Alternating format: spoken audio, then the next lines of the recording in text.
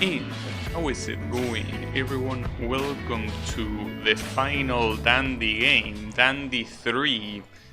A game that apparently is harder than the previous ones, at least according to Delicious Fruit. So maybe I won't be able to finish it today, but we will see about it. And also, how is it going, Drainos? Reaching the end of the journey. And here it doesn't even say hard, it just says dandy as the difficulty. And the Lollipop moves. Interesting. You're playing this now? Oh, I thought you already did. I think this might be a little bit loud though. Oh, actually no, it's fine. It's just loud for me, but it's fine on... Yeah, it's fine on OBS, I think. Okay, let's just start then. And how is it going, Kyle? We have this being pink as the color of this game. Okay, that's a very small chunk. You were watching a movie? Nice. Well, I mean, as long as you keep playing, you don't have to worry about me overtaking you, that's for sure. So yeah, I mean, the previous two games prove that obviously my pace is slower.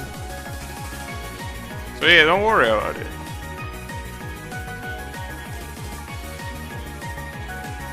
So yeah, might be, I mean, assuming that this is a harder game than the previous two, it most likely will happen in 2 streams and not in 1. Most likely. But we will see, it's hard to tell. It's just that if I'm already struggling on the first screen, that's a problem. But yeah, that's fine. So be it. You take the ratings way too much by hard. Well, so far they were accurate. The first one was indeed harder than the second one. So this one being harder than the two, I don't see why that will be inaccurate. In fact, I can already see it here by the first screen. The first screen in the previous 2 games was completely free, but not on this one. Okay, that worked. The first one just had 3 bad champs. Well, I mean, yeah, but I wouldn't say just, you know. But it was overall harder. I don't think, I mean, sure, the 2 aligned champs were an issue, but I think it was overall just harder. And how is it going, Blue? I wonder why Blue is saying, oh nah, school. I wonder what could possibly be the reason. God damn it. See, when your brain is that much turning to mush, that's the result. You look at a title like this and you only think of one thing. Even though the word is completely normal, when your brain is mush, I guess there is not much that can be done.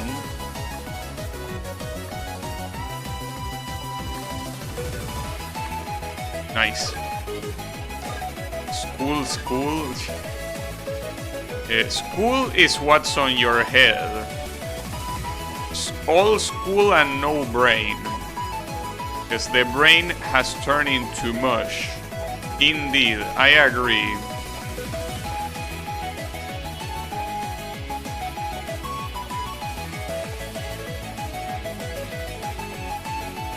Nice. Okay. Seems that that's most likely a secret. I don't really think I want to go for it though. But yeah. Most likely it is a secret.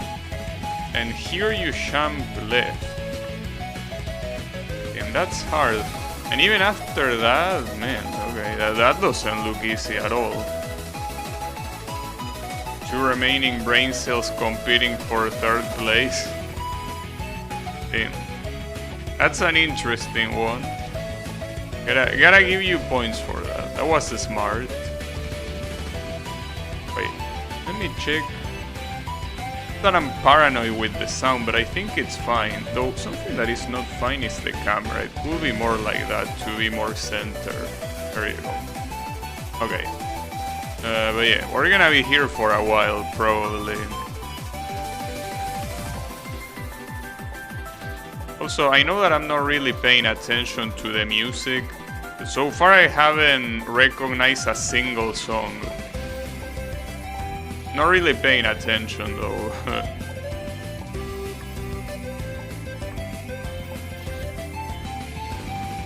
Was gonna buy some shit, but then my bank said no.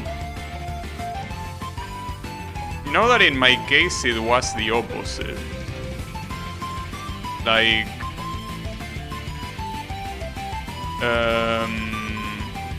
I actually got a credit card on my own. Because for some reason my bank didn't want to give me a credit card for free, but apparently my company has some agreement with the bank, so now I have my own credit card. And I tried using it on Steam and it actually worked on the first try. That's pretty cool. That being said, aside from those games that I mentioned I will probably buy, I don't know if there is much I will buy. Elden Ring is not even on sale, and even if it was, I still need a better computer. So yeah. Anime secondary. Got some bangers like the opening to Sakura Trick. Don't even know what Sakura Trick is, to be fair.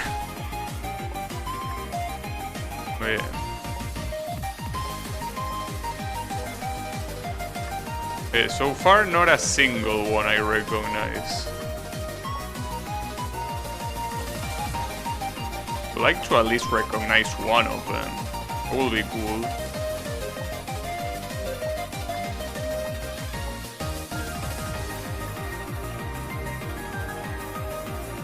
Lesbianism, the movie, the game. Nice. Alright, so this champ here... Okay, that's how you do it. Ah, fuck. Then you have to line it up there, land, and then get a gauge champ. Yeah, I think that you can already tell that the checkpoints in this game are gonna be hard. I'm a bit busy right now, so I can't recon the animes as much. Yeah, I personally am not really trying, but... I mean, I wasn't trying on the other two, and I recognized Digimon, Nanoha, and Shingeki no Kyojin. And also Cardcaptor Sakura.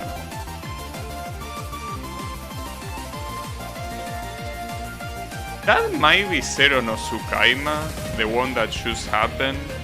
Like the third opening, I think.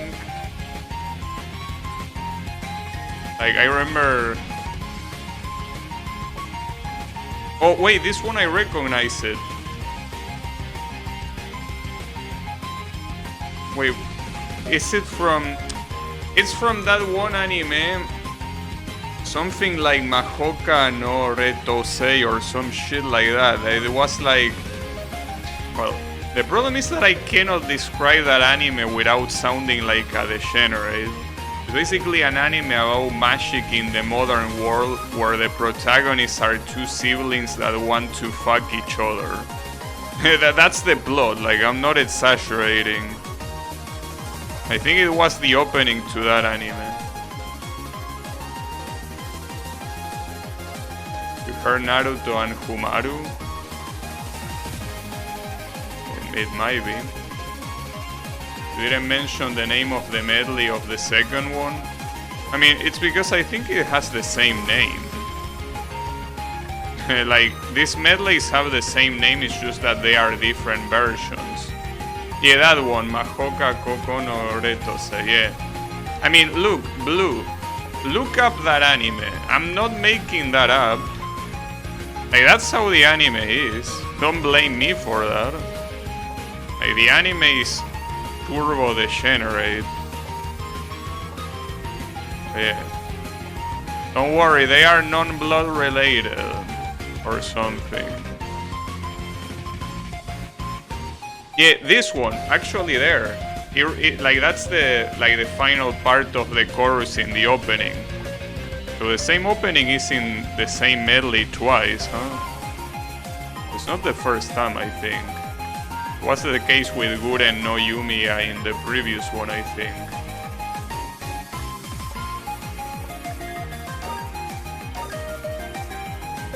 The uniform is imprinted in my memory. I mean, I remember that they were classified as weeds because their ranks were like based on plants. So like the weakest one were called weeds. I remember that. It was pretty funny. Or something like that. I didn't really watch it. Like I watched like the first episodes and then I was like, this shit is just degeneracy. There is no blood to be had here. Yeah, no blood. Is it at least good? I thought it was shit, to be honest, but that's what I think about most of the animes that I watch, so...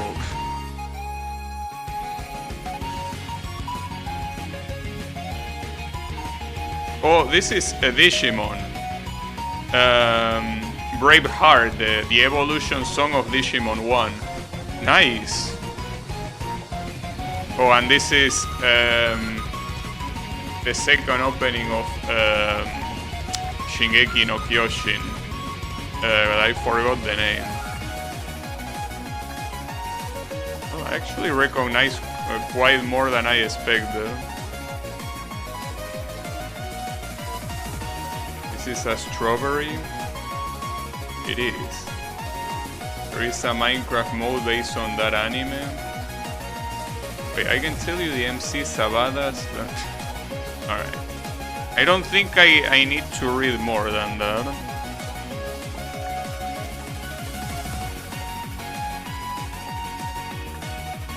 Yeah. This I got four recognitions. That's something. I mean, I can probably recognize more if I was actually paying attention, but...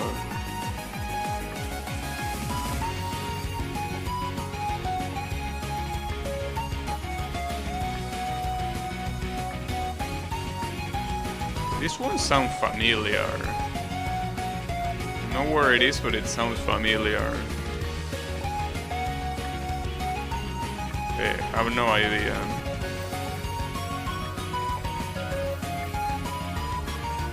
Todokete. I don't know what that is. But probably.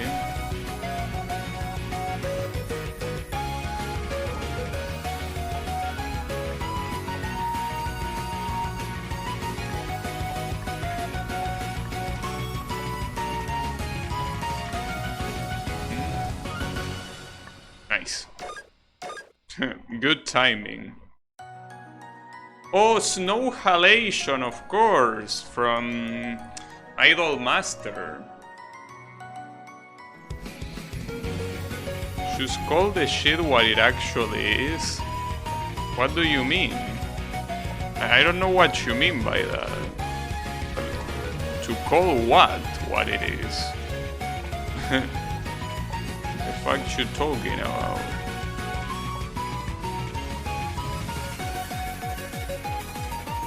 You can just say the English names? No. I mean, I have no idea how the Mahoka anime is called in English, and I don't care either, because I don't care about that anime, and, you know. And I mean, besides, like, I say Braveheart on the Digimon song because it's quite literally called Braveheart. I don't know what you're complaining about.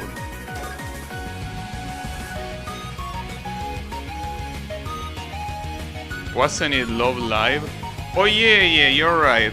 Snow Halation is actually Love Live. Well, to me they are the same shit. Idol Master and Love Live are the same garbage. So yeah. Yeah, the localized names of things are shit most of the times. I mean, imagine for example, like, you're looking at it from the wrong part because you only speak English and Dutch. But I have some media in Spanish that has some relative global relevance.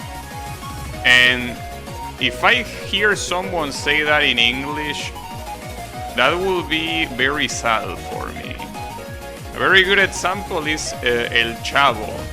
If someone calls that, well, I don't even know how you could translate that. The dude, the guy.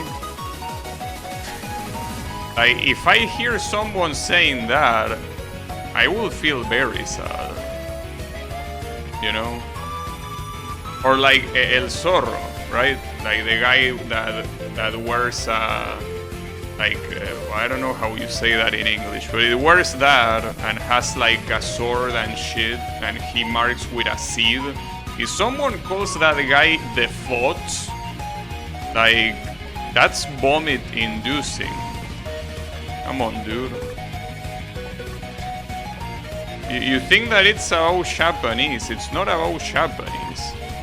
It's about using localized names sucks, regardless of what it is.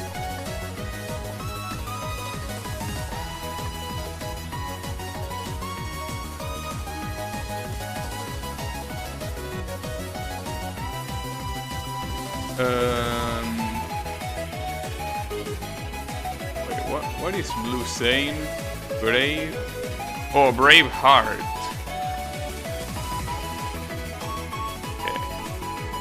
Very good song, by the way. Very good song, like all Digimon songs. Who is Snafu? Snafu this nuts? I know who Snafu is.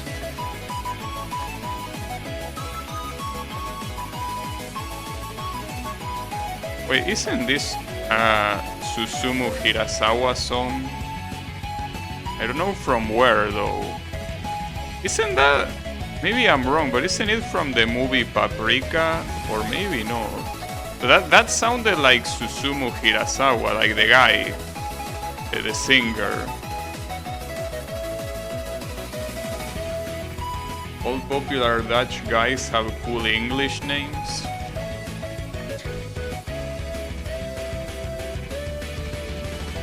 People use the English names. Well, most people where you hang around, not where I do.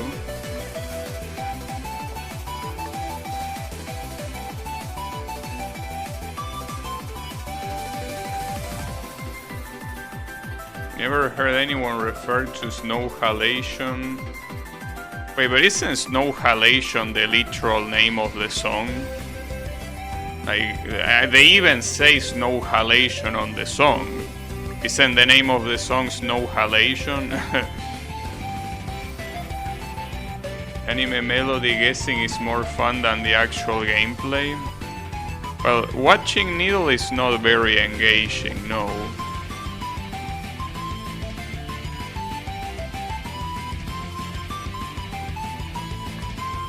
So this looks like a smile on the bottom left.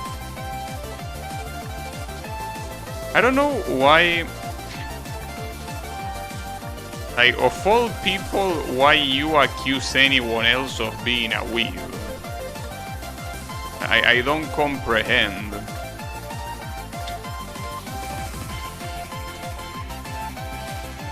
I mean, come on, bro. Like, you watch 11 Eyes. I don't think you have any room to complain, mister.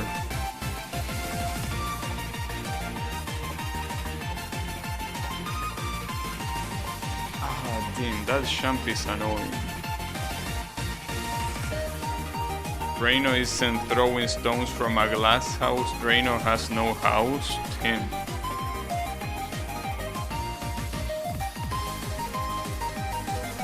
"11 Eyes." Well, it's because 11 Eyes is called 11 Eyes. It quite literally is written like that in the opening even. I mean, Dragon Ball is called Dragon Ball. You can't call it by some other name, you know? Some shows just have English names. Just the way it is. Because Japan sometimes are extremely, you know, they wet themselves over the idea of using English, since most of them cannot do it. Search up Todoquete on YouTube. Not now. Maybe later.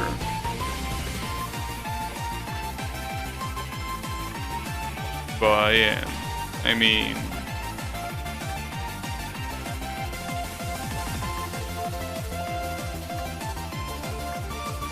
you also have to remember another thing. Not me. Okay. No, I was gonna say something else. You gotta remember something different, Draynod.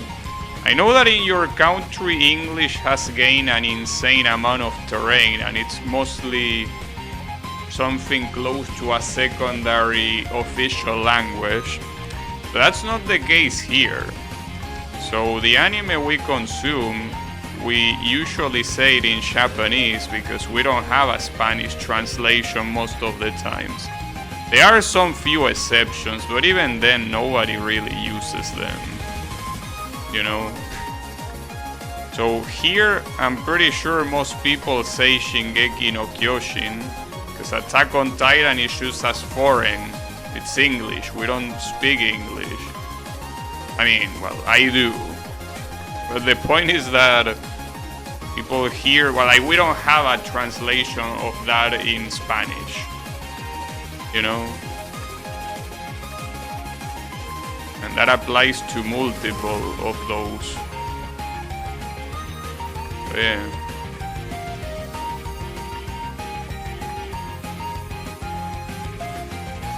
I'm sure that has to be very annoying.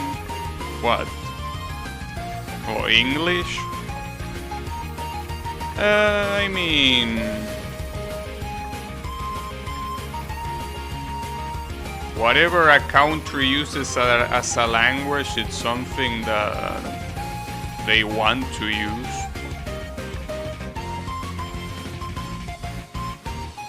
Having English become official secondary language.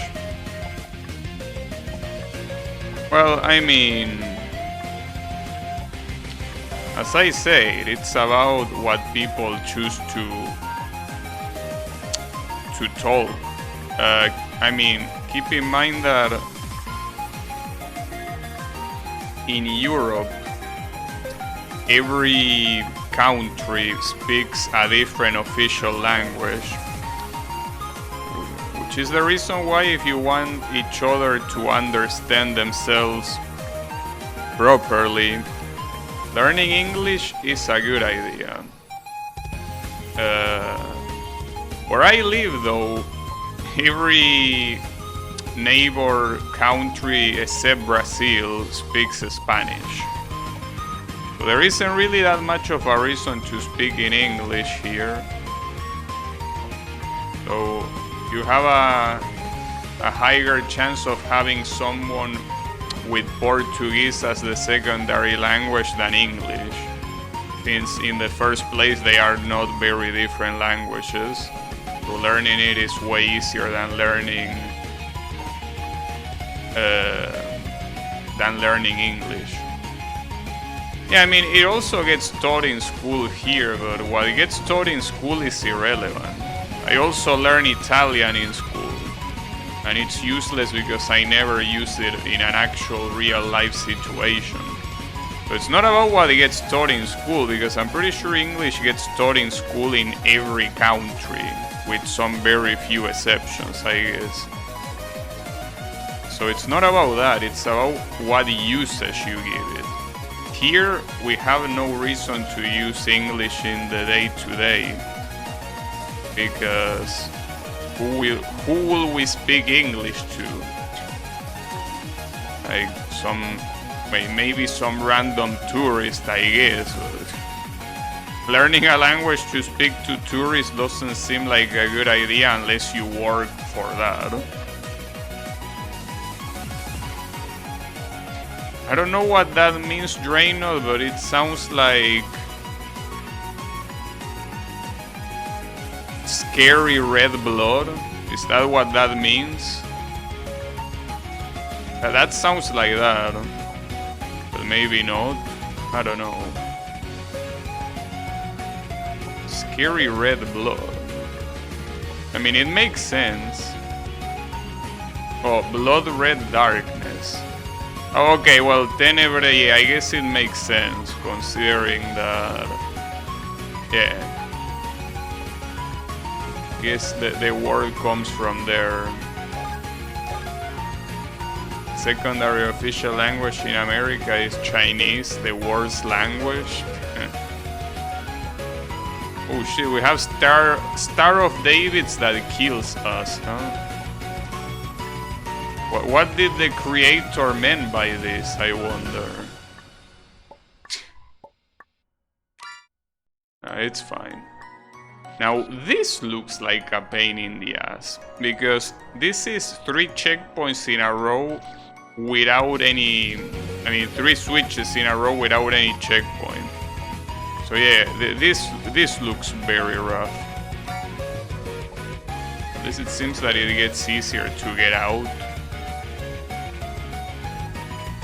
Only Italian I know. Oh, that's Italian? I didn't know. That's how useful my Italian at school was. What did the creator mean by that game title, I wonder? I mean... It meant the normal thing. Whether your mush brain interprets it as something else is a thing of your mush brain, Mr. Blue. Wow, did I really die there? What the hell? But a checkpoint like this will seem like it will take a long ass time. This checkpoint doesn't look easy at all. Seems that the hardest switch is the one on the bottom right. Then you go top right and then to the left, probably. But yeah.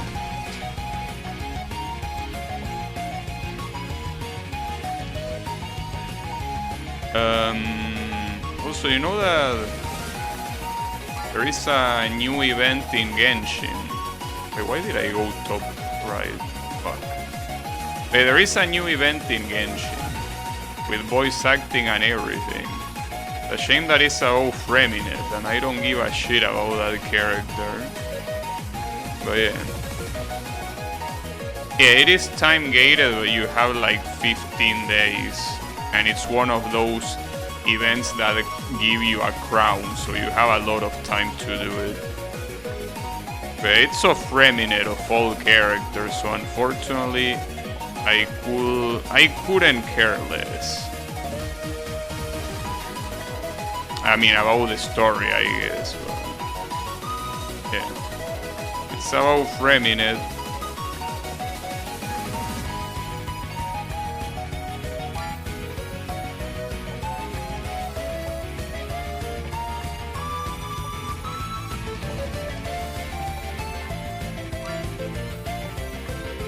Ooh, that was close.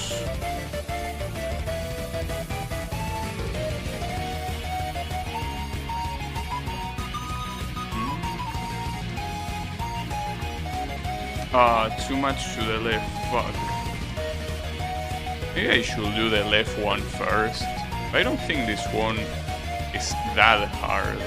Because you do that and then that's pretty much it. Well, that champ is the second time I failed it, though.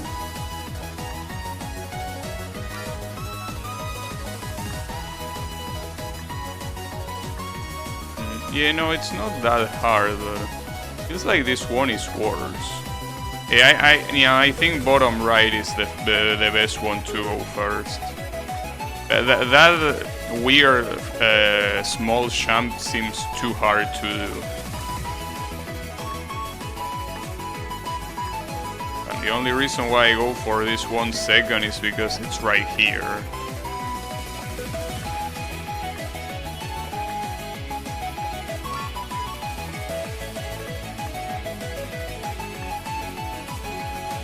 Nice, I got it. I will get stuck more.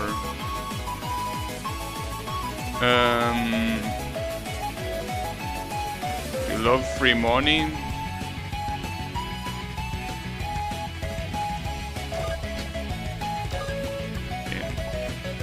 Yeah, I don't know, dude. Sometimes I feel like blue is a fusion. Sometimes it's hard to... Wait, what is this? I wanted to put a secret here but ran out of ideas. So here is a long sentence to make you feel less disappointed. Well, if that's a long sentence, let me tell you that... you know... You probably should read Genshin Impact if you think that's a long sentence. I hate I halten. True. That's a compelling argument. But I guess you can be a Yumesho. You're actually one of those that plays Yume games. And all of that. Okay, I need to do a short jump. Okay, gotcha. Honkai Star Rail. Oh, you mean for long sentences? I don't know, I haven't played it. And I won't play it either, so... yeah. I'm afraid it won't happen.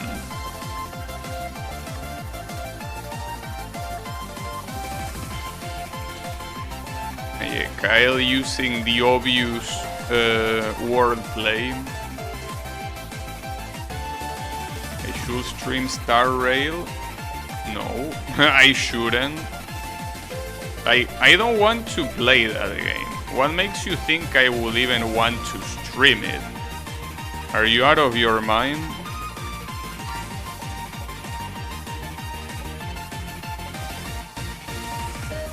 Would you if you were a sponsor? No. The only games I will play if I was a sponsor were games I like. Or games I would believe I like, if I haven't played them before. And Honkai Star Rail is a game that I know I won't like. So yeah, there's not a chance.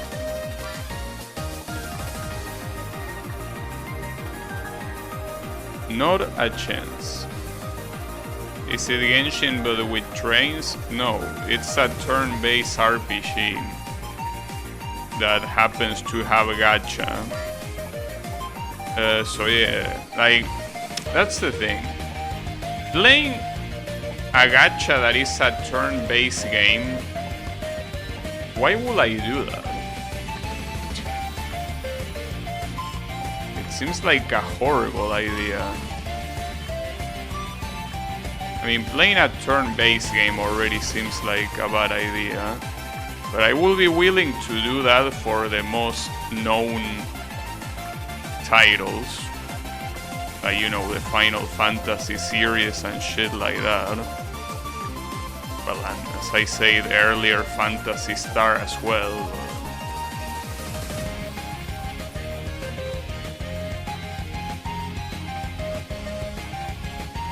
Battleship Hasbro Legends. Battleship. Yeah, I played that game once. It's a cool game. It's a shame the multiplayer doesn't work. But yeah, that's a cool game, I guess. Oh, you can just drop there. You don't need to bonk or anything like that. But yeah.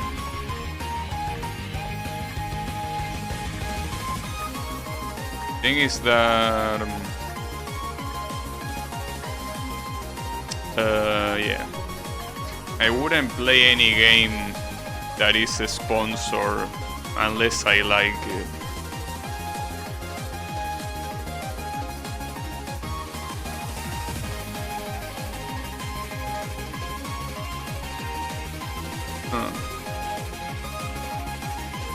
How will you use a code at account creating?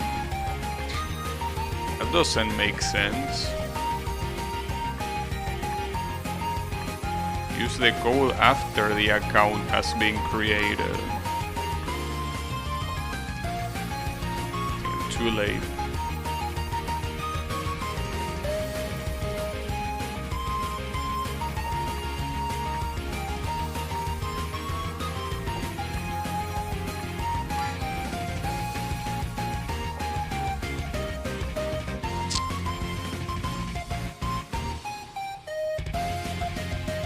A referrer code? Well, I don't think I had that for Genshin. I mean, I played when it released, but I don't know if Genshin even has that. Maybe it does. I don't know. I mean, I created my account literally when it released 3 years ago, so.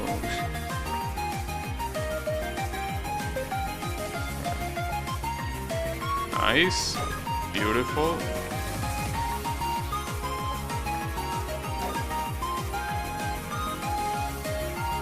Come play Runscape. Oh, you're talking to Blue. I don't think Blue will like Runscape at all. Like, if anything, you have an easier time convincing Blue of playing Lost Ark. But yeah, playing a game like Runscape, there is no way.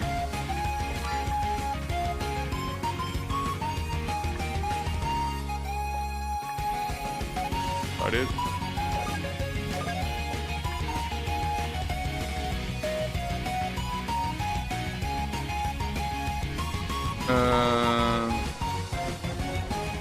It's just I don't know what like how you get a reference code.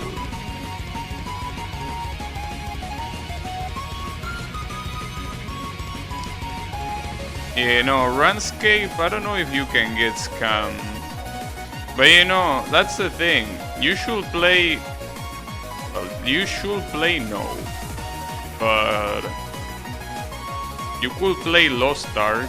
The problem is that if you play Lost Ark, you will have to quit Genshin. I mean, that's not a bad thing in itself. You can get scammed by girls in all MMOs. I mean, you can get scammed by anyone. Girls or not.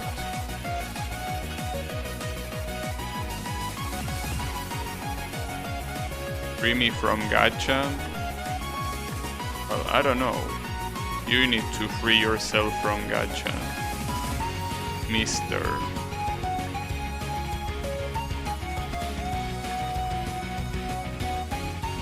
Yeah.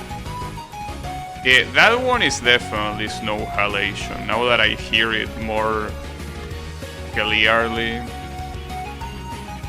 No, Lost Ark is an MMO. It's... I mean, I think it plays kinda like Diablo, probably. I don't know. I think it has isometric view, but maybe I'm wrong. Not really. What game will you compare it to, if you had to compare it to a game? The only thing it shares is the isometric view.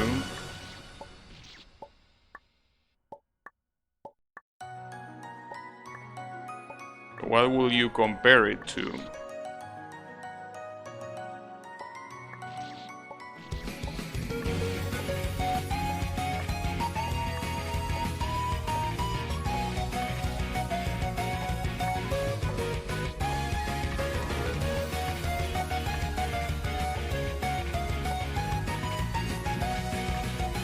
Nice. Okay.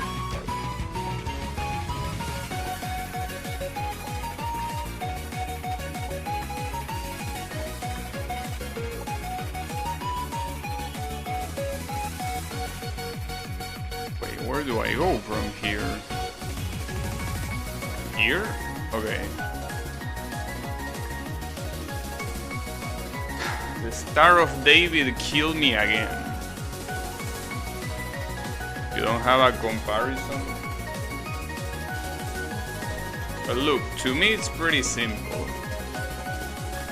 If it has isometric view, it's a Diablo clone. Unless it's Ragnarok Online. I'm just kidding, of course. But yeah.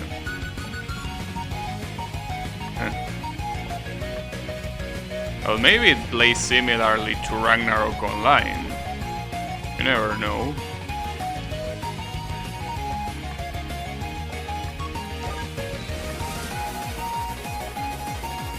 It could be.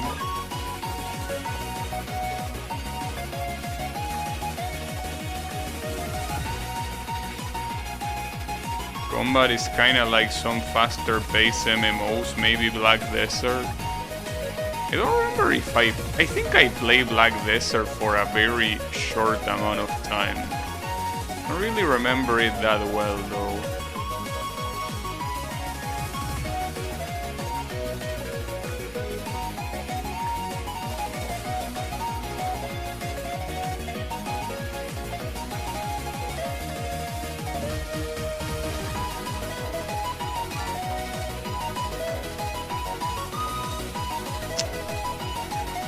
Played a bit. Yeah, I think I also played it, but I can't remember. Like, there was a time that I remember that me and my friends played like a couple of MMOs in a row, but we left them very quickly. Like, I remember playing Vindictus, which is another Korean MMO. I remember playing Blade and Soul. I remember playing, I think, a lot of them. I also remember playing one that is called... What was the name? It was a very degenerate one, but I forgot the name. It was called Scarlet something. Scarlet Queen? Something like that, I don't know. It was a very degenerate game. The thing is that in those... No, well, yeah, I also played Terra. It was pretty cool. I like it. I like it because being a healer in that game was pretty fun. And I was the healer. So I like it a lot. My friends didn't like it too much though. But I like it. But yeah. I guess it is the way it is.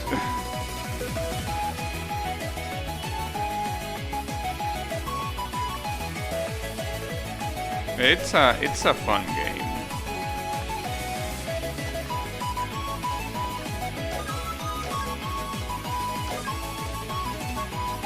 Will protect you, my leash. Well, I don't remember. I don't think we use English voices, or I don't remember though. I feel like we use Japanese voices, but I can't remember. It's been so long. Like, I remember we patched that game also to remove the censorship as well. It was pretty funny. But yeah. It was very interesting. In Genshin you still play as the healer. I mean, in Genshin you kinda have to play as a healer. Wait, what changed here? Oh, I guess I can access the save on the right, probably. Wait, the one on the right or which one? This one? We'll assume it's this one. Yeah, I guess it is that one. If you play Lost Ark, I will be your healer waifu. No thanks. I think I'm fine. Wait. Okay, that's not the right align. I don't even think you can use align there. But yeah, no. I don't think I will be able to play an MMO. The only way I will be able to play an MMO is if I was like someone like Asmongold that literally plays MMOs for a living. But if it's not that, I don't see myself playing an MMO again. It's way too big of a time sink. It's like one of those games that I will have to get paid a living wage to play. So otherwise I just can't. I just can't because I basically wouldn't be able to do anything other than working and playing the MMO. Being a healer or tank is actually the easiest shit in so many MMOs. Well, I can tell you it's definitely not the easiest shit in Ragnarok Online. In Ragnarok Online, being a priest, depending even where you go, it's very hard. And being a tank, it depends. Because there are some tanks in Ragnarok Online that are more like mobbers. They are supposed to organize the monsters so you kill them all in one attack. So you need to be quite skillful for that, because if you fuck up, you're gonna get murdered. But yeah.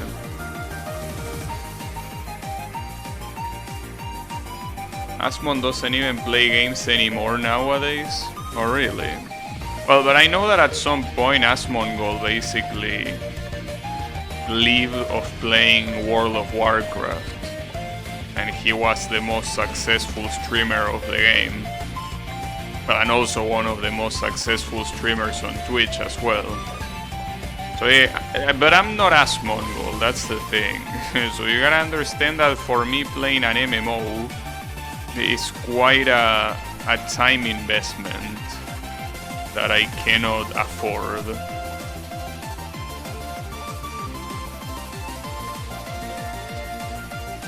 Maybe you and I will breeze through the game as a healer. What, you mean both of us being healers? That will be funny. 2 healers. Seems a little bit redundant.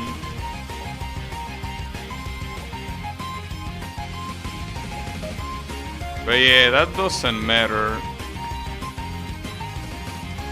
I like how these games always have a checkpoint like this one.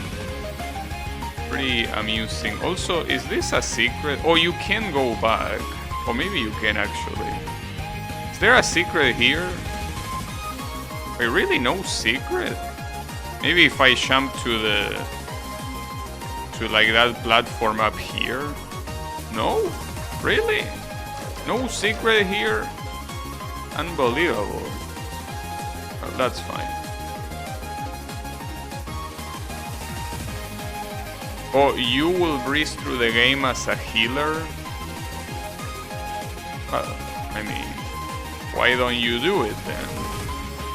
What's stopping you? Just do it.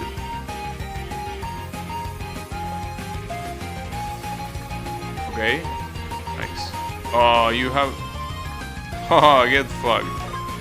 So yeah, thought I was gonna fall for that, but I didn't. Is this a secret? Oh, it is a secret. What the hell? Okay. Now this is an interesting secret, because I'm not sure where it's supposed to go, but you switch gravity there and then... What? Who is that? I want to see who that is. I didn't have time to see him. Well, it kills you.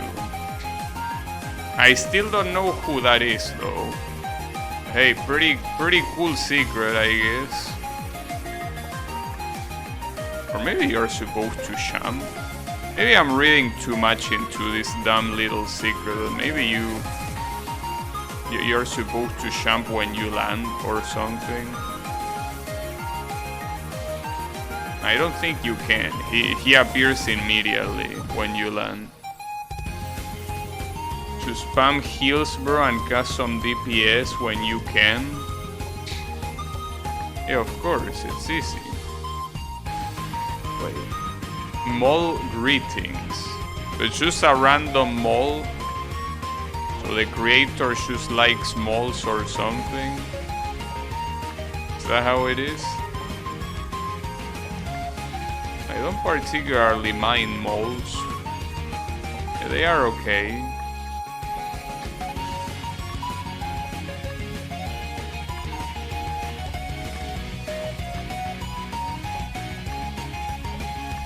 But yeah. I don't know. We'll have to see how,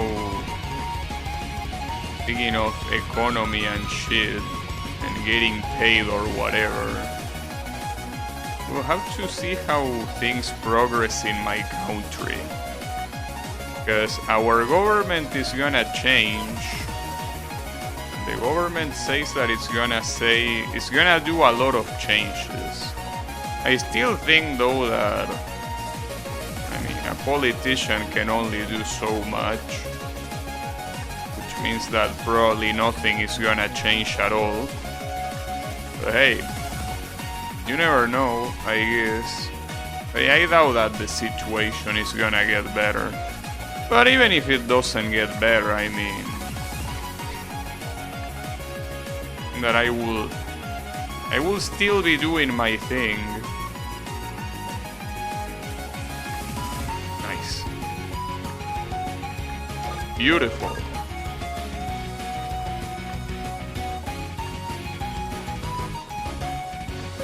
But yeah. What can I say? Things might get interesting. Politicians making all sorts of promises and never answering how they are gonna uphold these promises. Well, in this case, the president that got elected kinda says how he's gonna do those things. The problem is that he's not gonna be able to do those things.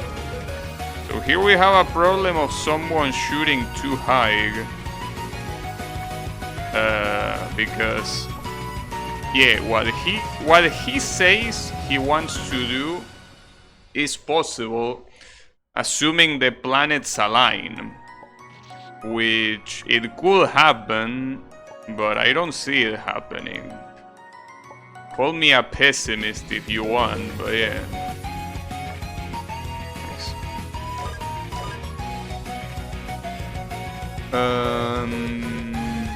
I had some good laughs earlier in the music server. Someone was coping about the PS3 being retro.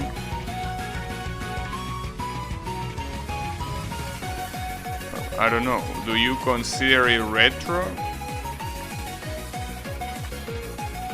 Or what? I don't consider it retro.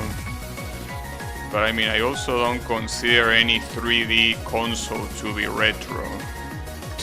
So, you know. Hey, how is it going, Yami? So you know about our new president? What do you think of him?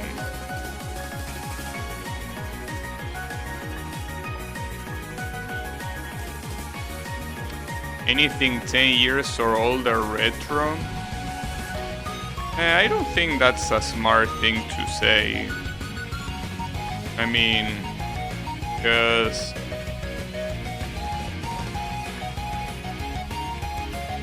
it's kind of like saying that, I don't know, that World War II is classic history when it's part of like contemporary history.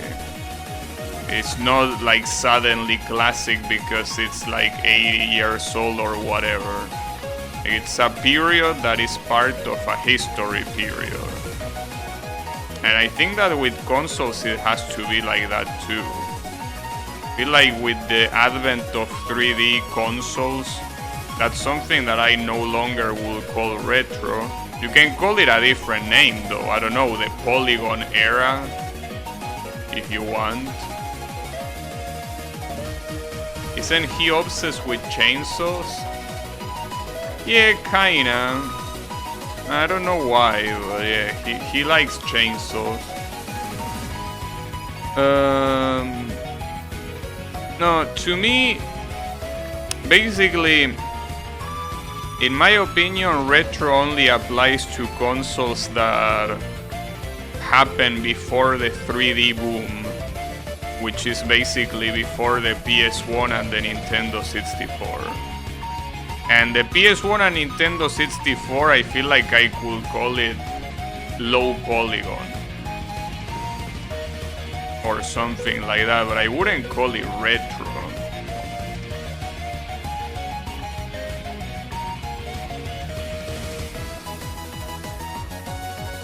But yeah, to me, it's like that. Though it will be, I don't think low polygon will be a good idea, because if you call it low polygon, that will imply, like, that will only include the PS1 and the Nintendo 64. So I think instead of that, it's better to call them early 3D, and then PS3 and every console that supports online, I will call it online consoles. So basically PS3, Xbox 360, PS4, PS5. Well, I mean, I think that PS2 supported online, but it wasn't as ingrained in the console as in the PS3. Yeah, I know, PS2, but that's the thing. In PS2 it was something that was more of an addition. In PS3 you could already connect online before you even started the game. Not to mention you could buy games online.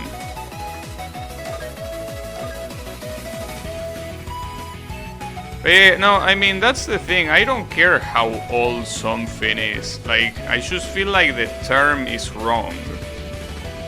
Because retro, I think that it's something that should only apply to a specific era. Because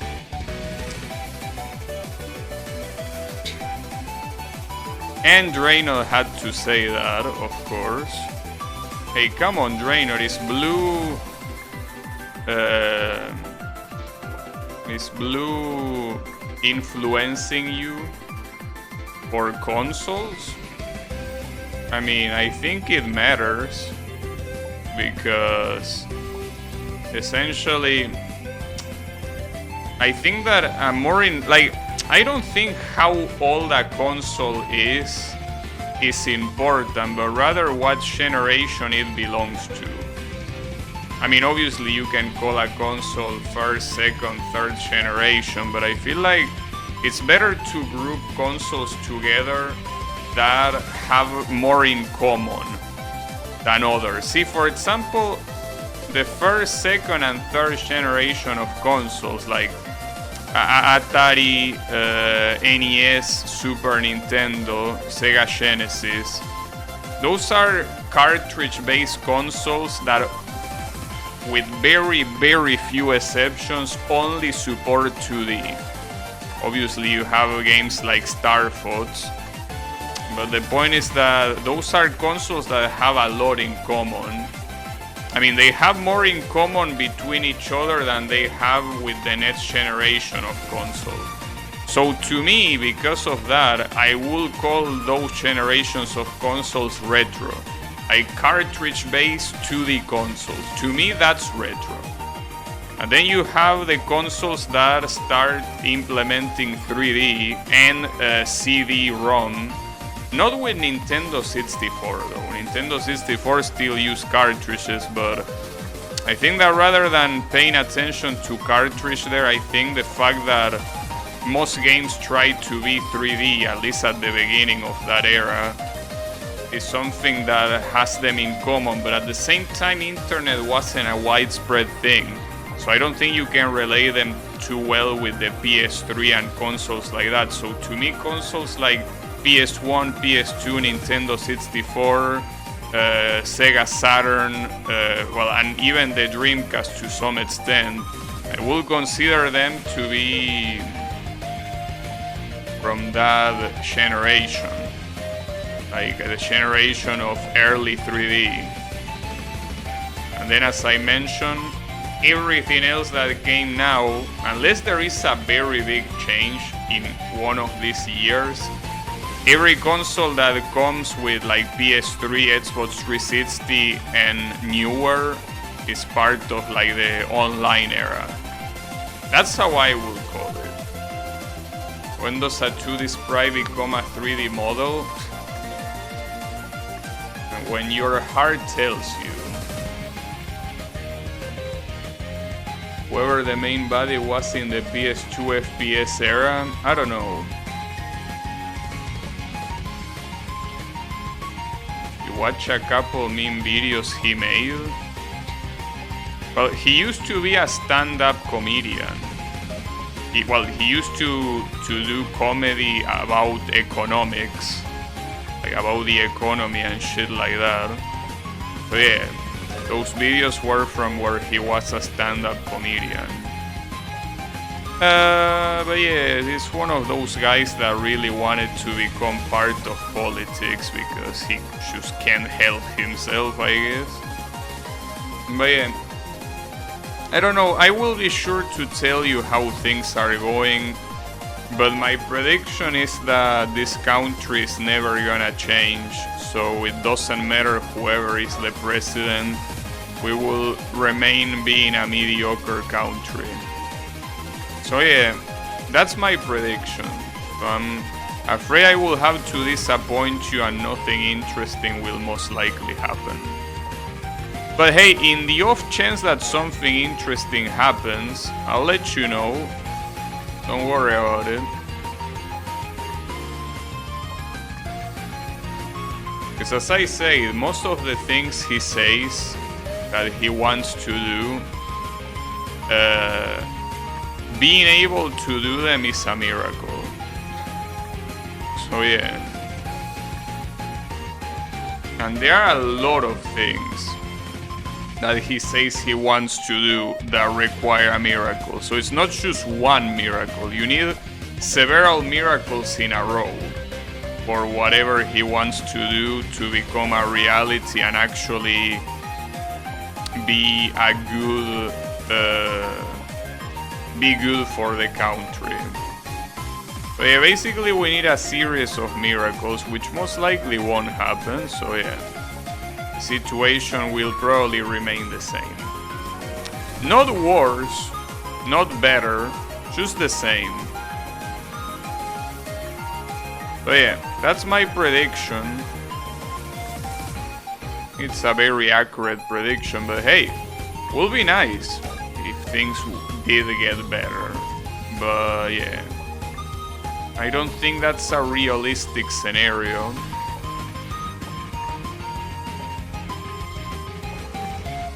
But yeah.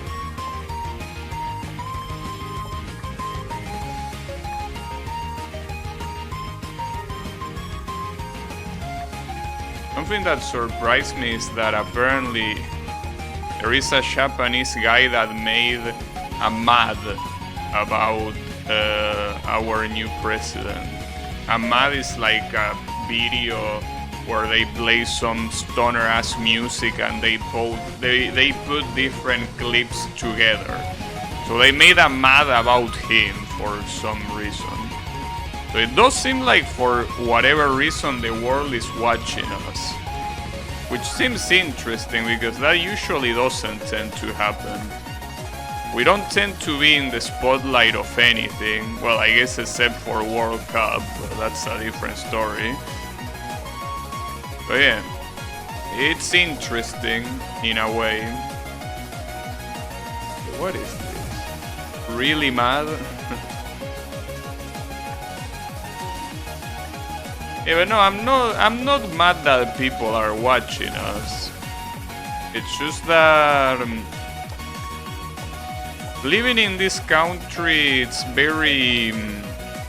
but I don't think that it's about living in this country. I feel like any country, politicians don't have power. Politicians are just people that are pretty much not much different from royalties. Royalties in this day and age, I mean, that are just there for show.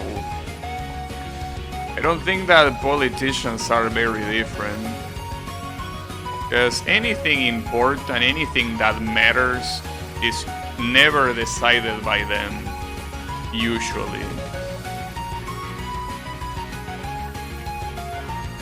It's the market, the one that decides what happens most of the time, so I don't really think any politician can change their country. In macroeconomics, there is a popular saying, there is 4 times of economies develop in Japan and Argentina. I'm not sure why Japan is included there though, because for what I understand, Japan is basically having a phenomenon very similar to us, which is that the national currency is in worth shit. So I don't know why they differentiate them. Well, I mean, they are very different cultures, but economic-wise, are we really that different? Well, I mean, Japan exports technology and Argentina exports, like, food. But yeah, the thing is that... yeah, I don't know what's so different about Japan here. Seems that we are pretty similar in that regard. Because the yen is basically becoming as worthless as our peso. Well, no. Saying that will be an exaggeration. I don't think there is almost no currency in the world as worthless as our peso. Well, there are exceptions like Zimbabwe and Venezuela, but, you know, those are exceptions. But yeah, for the most part, I think our currency is way worse than the yen. Because at least, I'm pretty sure that people in Japan want to use the yen, even if it might not have as much value as it had before. Here, no one wants to have pesos. Pesos are basically something that people use because we have to. But if we could choose, we wouldn't use pesos at all, because they are worthless. So yeah. The Argentinian economy is shit. It's the way it is. There's nothing we can do about it. We're essentially stuck. That jump is very hard. We're a little bit stuck. But don't worry. All I know is that I should be fine. Probably. I should be most likely fine. But don't worry about me.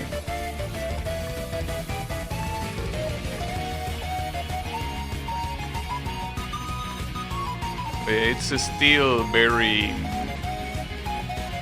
very delicate situation.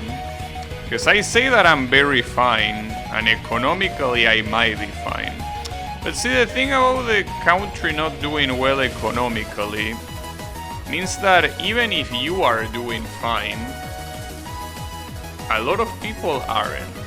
And what's the problem with that? You might be like, well, who gives a shit about someone that isn't me? Now, that's a good argument, except for the fact that those people that are not doing well are gonna need to find a way to do well. When you have no job, no nothing, you have one thing you can do. and that is obtaining things illegally. But the thing is that the poorer this country becomes, the more chances I have of getting murdered randomly in the street. So yeah, that's a little bit of an issue, I will say. But yeah, it's okay. Yeah, nothing to lose, that's also true. Can remember I took micro and macro like 15 years ago. I just remember some memes. Yeah, well, what I can tell you is that our economy has been garbage for a very long time now, and it never show any signs of recovering. Oh yeah, what can I tell you? The saying, I guess, is right, at least for the Argentina part. But yeah, it's fine, don't worry about it. I mean, worrying about getting killed randomly in the street by a random thief is no better than worrying about getting run over by a truck, you know? Like, they are both things that can happen, and the chance is not particularly low. Like, it's more possible for that to happen than a lightning strikes you exactly where you are, or that a meteorite falls into your house, right? It's higher than those, but it's still a very low possibility, you know? I don't think it's worth it to worry about it. Protectionism ruined their economy or something? Oh, you mean Japan? Maybe. I don't know.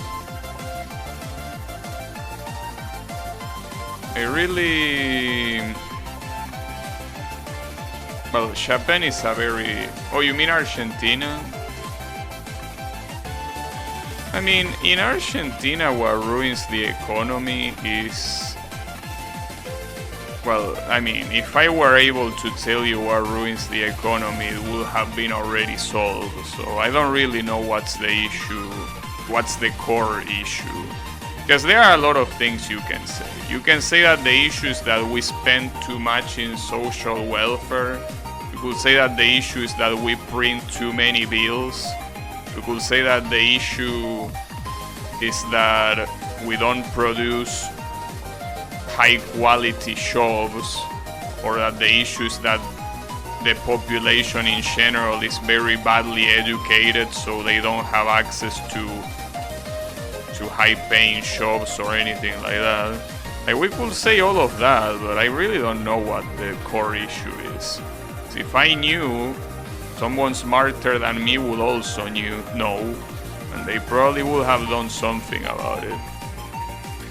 But yeah, maybe it's a combination of all of that. Like, because all of the things I said are true. Like, we print a lot of bills, which means that our currency is worth less every single day.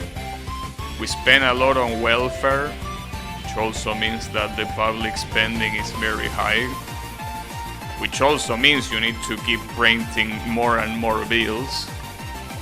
It's also true that most of our economy comes from exporting food, which is useful, but it's not like a super expensive product to export.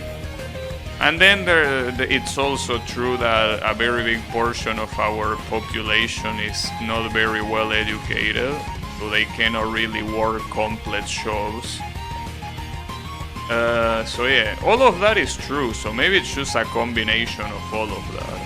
And as you would expect, having the solution to all of that is, not very easy, to say the least. But yeah.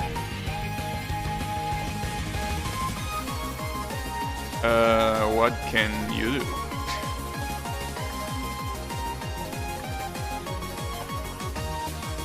But yeah, at the same time, I think that it also has to do with competition. Because you know that a country can have a lot of inner issues. But at the end of the day, if you are strong internationally, you can probably get away with a lot of stuff. The same way that USA gets away with a lot of stuff. There are a lot of dumb things happening there, but since they are so extremely powerful worldwide, they can afford dumb shit happening inside of the country because they just have that much influence over the world. So I think that it also has to do with that. When your country is weak internationally, regardless of how many problems it might or might not have inside it, it's still hard to get away from that situation. So obviously having no inner problems will be cool. I think one thing produces the other one. So like being weak internationally produces inner issues. And we are pretty weak internationally. But yeah. But then again, I'm not an economist and anything, so I'm probably talking out of my ass. I don't know. So yeah. Took you 6 hours of mercenaries to PV. Well, at least you got a PV. You breached the 2.3 million threshold. Nice. Well done. Congrats.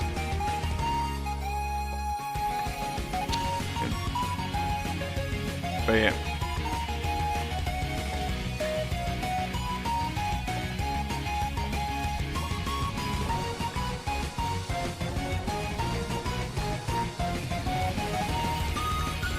Also, you know that I heard that always got stuck at 2 million. Wait, but isn't that million? Isn't that number higher than the previous one you mentioned?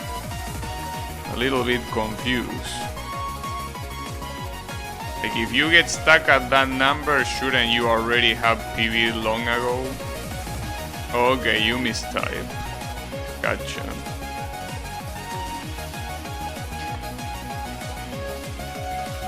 What's all to say? Yeah, she's for you.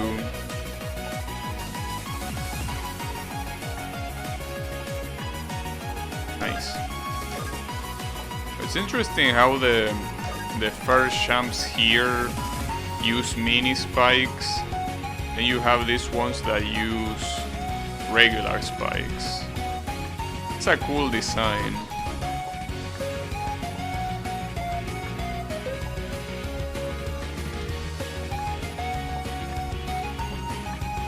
And they also, I just realized that they dedicate an insane amount of time for snow halation. Kinda like the first, like Guren no Yumiya in the previous game.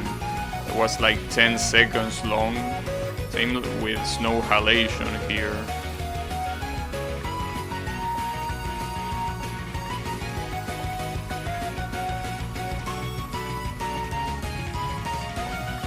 Nice team, that was. Can't believe that I got that champ on the first try. That champ looks very hard.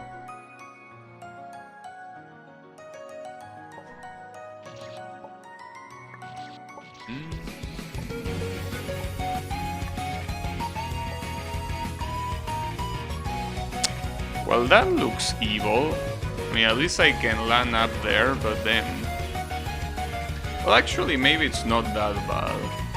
So, doing that diagonal and then that nerf corner champ, I don't know.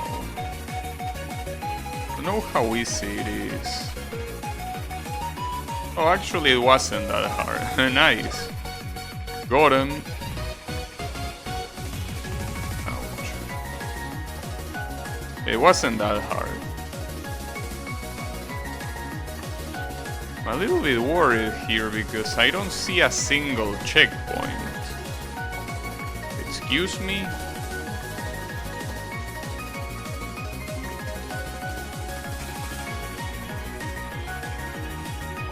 Wait, what? Okay, you need to double jump there no matter what. But the issue is that... what do you do afterwards?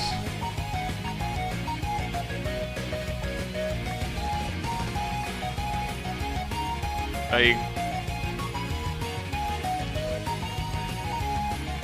well, actually, okay. The left side is not related to this part of the checkpoint, so you're supposed to go right, then left, and then have, but then that seems like a very long checkpoint. At least compared to many others. Like, for some reason this one... well, I mean, especially compared to the checkpoints on the previous screen, this one just seems extremely long. And hard. Alright, well that's a problem, but I will give it a try.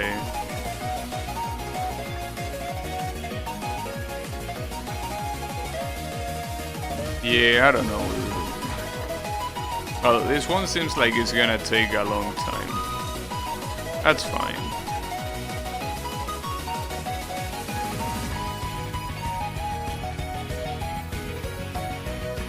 So, you know that I've been thinking about what to play after I'm done with this trilogy. I have a couple of games in mind, but I don't know. They are Steam games. And the thing is that one of them is a roguelike. I think it's been a long... well, I mean, I played I Wanna Be the Cat, that is a roguelike, I guess. But... I mean... that's more of a fun game than a roguelike. I mean, I Wanna Be the Guy fun game. But yeah, there is one roguelike I kinda wanna play, but... one of those games that... hard to tell how hard it is. Ah, damn it, fuck. Hard to tell how hard it is until you actually play it. And then the other one is a Danmaku game. That will be the Strikers. Which thankfully I was smart enough to buy all of the Psycho shooters before this whole dollar thing happened. I basically have all of the Psycho shooters on Steam, which is very cool.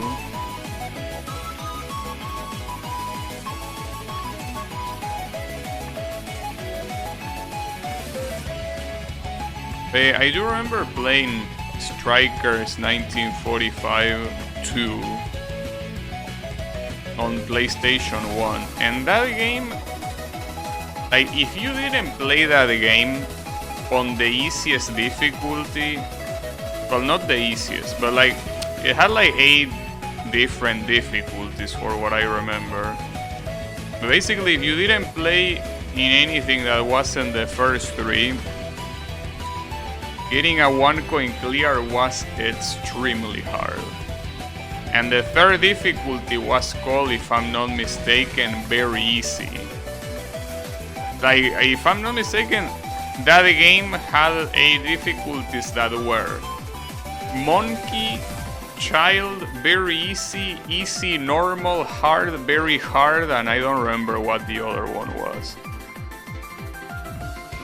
But yeah, it was that type of game. Type of game that like making fun of you for playing easy difficulties. And yeah, I basically was only able to 1 coin clear that game on very easy. That's bitch behavior. What, you mean of the game or of me? I did what I could. The game? I mean, it's the way it is.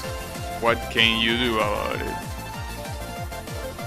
It's fucked up, especially on a game like that. Because I could understand if it was a game like, I don't know. What example could I give? I don't know, Minecraft. There will be a difficulty that is called, you know, extremely easy or something like that, where it's almost impossible to die and you have more resources or whatever. But in a Danmaku game, that by itself is hard, regardless of how many bullets you put on the screen. By definition, you're a hard game, and you have difficulties that, I mean, are easier than others, but that by themselves are, of course, not super easy. You know?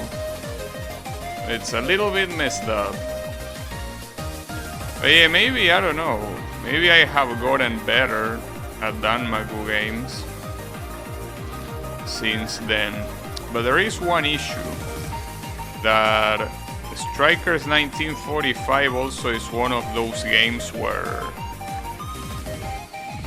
the plane has a huge hitbox. And the issue with that is that, I mean, in previous games, like I mean, in other older shoot 'em up games like 1942, the amount of bullets on screen was low enough that even if your hitbox is very big, you really wouldn't have,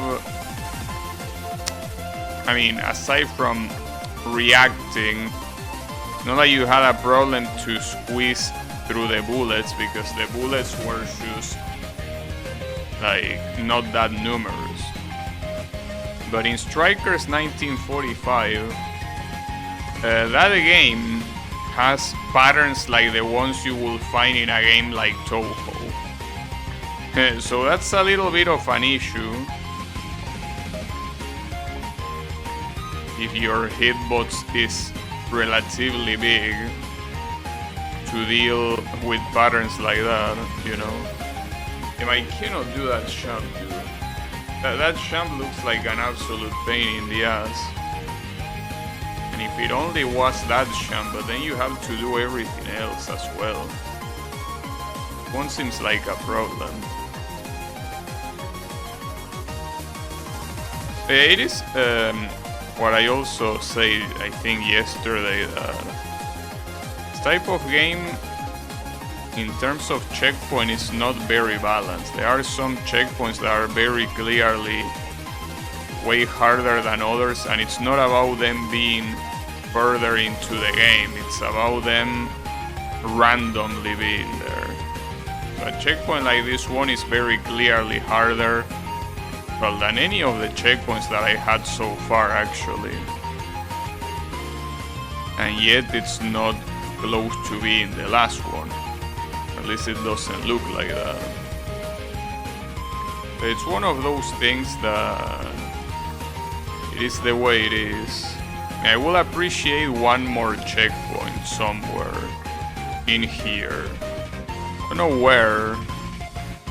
Or maybe it's not about having one more checkpoint, but rather having the checkpoints placed differently. And then the problem is this jump. You need to jump to the right, but it's very easy to hit your head here.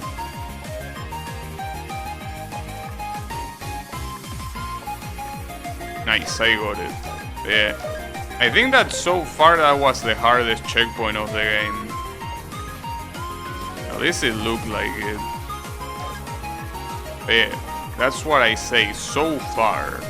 It can always get harder. So don't worry about it. It can always get way harder. But yeah. Something don't count your eggs before they hatch or whatever.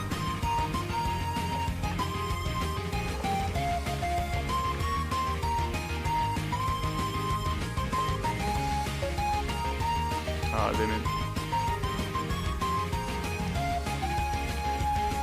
On your first difficult checkpoint on your end. Game feels like the easiest of the three. Well, definitely not for me.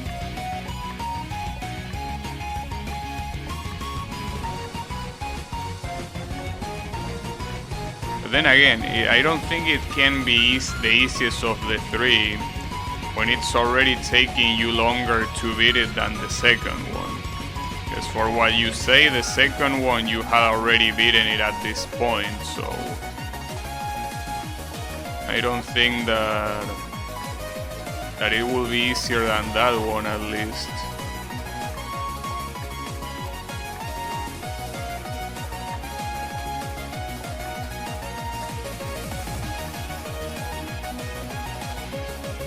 You're on the last screen.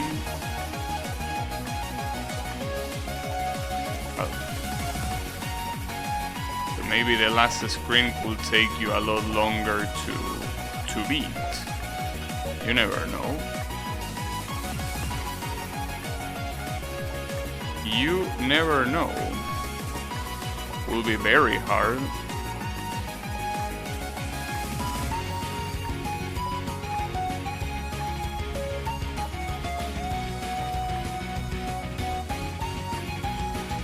That jump feels very hard, that with a single jump you can get past the gate and the mini spikes at the same time. It's a little bit hard to do that. I mean, if it wasn't for the fact that it's the only thing I can do, I would think I couldn't do that jump, but it seems that it is doable. It definitely seems like an issue.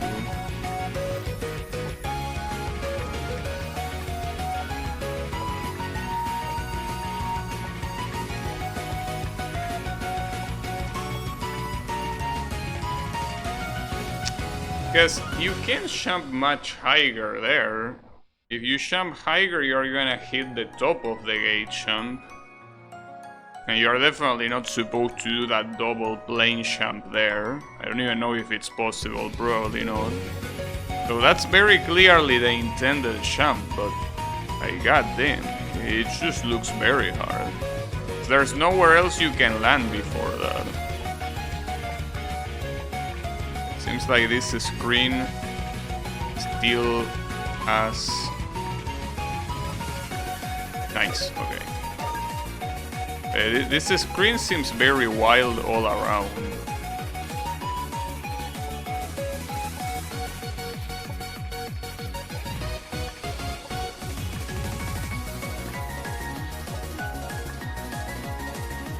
Maybe at the end of the day the difficulty was actually progressive. It gets progressively harder after all. I don't know.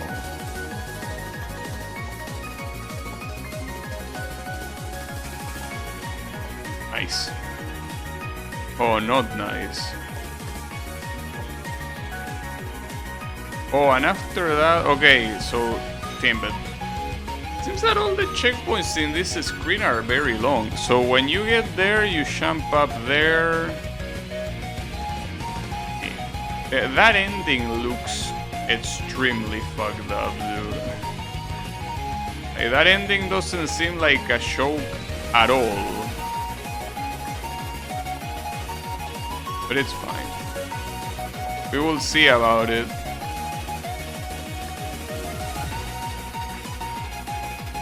Maybe I can do it. Maybe. Something that I was also thinking about is on playing the Uhuhu Spike games, right? The thing about the Uhuhu Spike games is that they seem very similar to this, or well, I guess the opposite. But yeah, might be better to leave for later, not for now. I could probably even play Area of Sorrow before I play those. Area of Sorrow being the last one of the Castlevania Game Boy Advance trilogy. Which I don't know how it's gonna be. I mean, apparently I've been told that it's one of the best Metroidvania Castlevania games. It might be. I don't know. I also don't want to play that yet. And there are a lot of games waiting in order. Most likely. Probably. Maybe.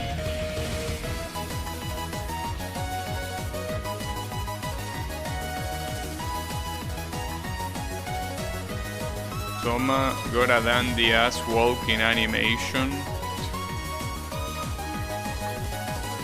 Walking animations in Castlevania are always pretty cool. You know, something that I also want to do eventually in Castlevania, like the first Castlevania, is beating it without continuing. That will be cool, like one coin clearing the first game. I could do it, because I mean the game is not that long, and it's basically a matter of memorizing what you're supposed to do. I think the only thing that could fuck me up is that screen that has a lot of Medusa heads with bottomless pits. The shopkeeper? I don't know about the shopkeeper.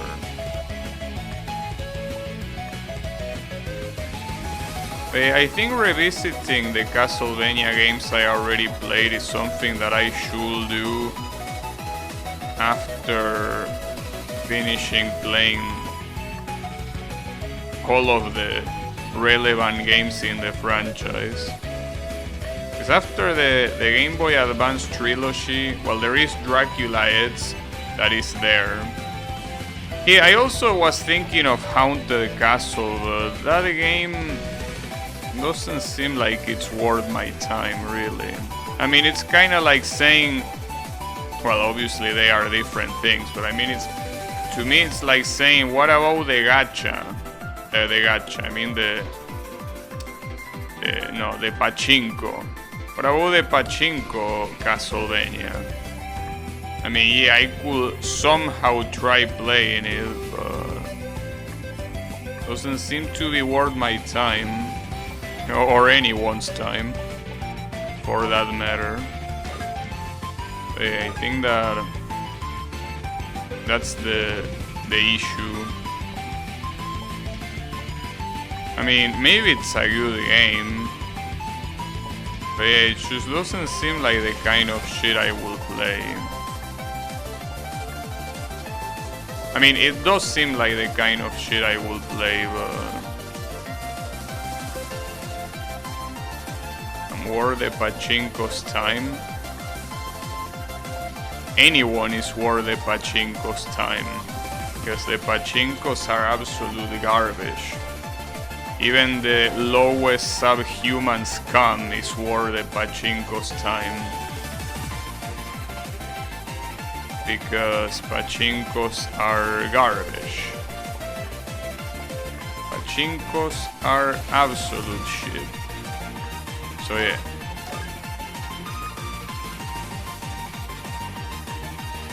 So I mean, so shit that they are only successful in one country.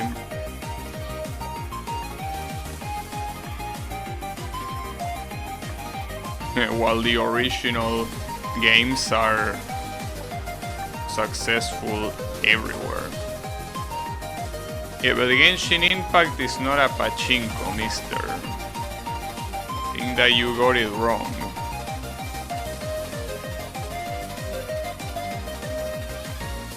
It's also gambling. The problem of pachinkos is not gambling. The problem is that there's barely anything.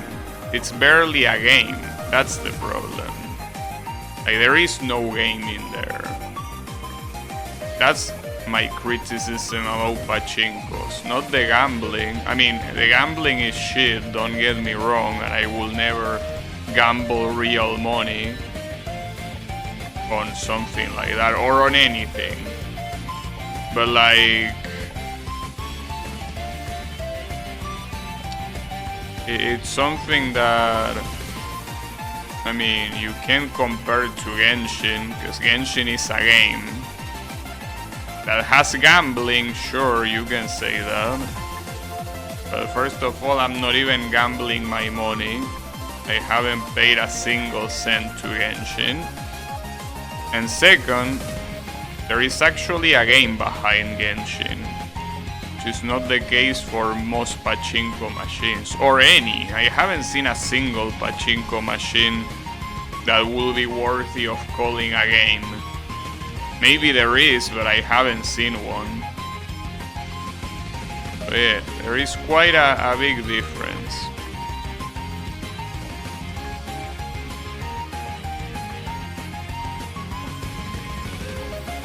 Like, basically, pachinko to me is a combination of the worst gameplay model and the worst monetization model possible. Pachinkos are things that you never own. You have to pay like it was an arcade to play them. So that's already garbage. But then to that, you add the fact that the gameplay most of the time is that of a visual novel.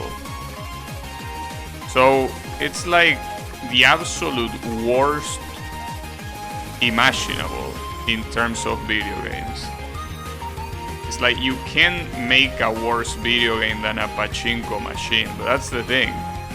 To even consider a pachinko machine a video game feels like a stretch to even call them a video game. You know? That's my issue with them.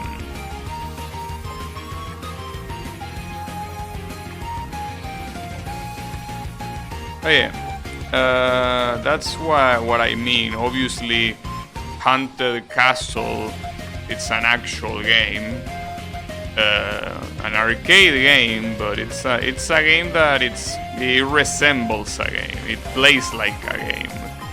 Just that I feel like compared to every Castlevania game that I played, save for Castlevania 2, I guess, doesn't seem to be worth playing at all. I mean, I don't mind playing it out of curiosity at one point, but it just seems like a waste of time. But you never know, maybe I will like it. I feel like for a game like that, I'd rather try hard Castlevania 1 on the NES to get a one coin clear. That seems like a more fun achievement than playing Haunted Castle. And I think that it's also a problem of Haunted Castle being an arcade game. For what I understand, you can just feed credits and win like that. So you could go for a one coin clear there, but as I say, if I wanted to do that, I'd rather one coin clear the NES Castlevania. So yeah, that's my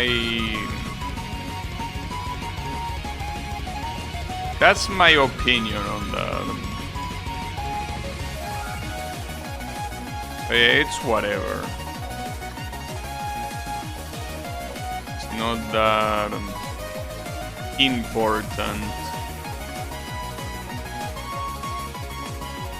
Besides, there are a lot of Castlevania spin-offs that I know I won't play. For example, that one fighting game, I think for the Wii, I'm not gonna play that game.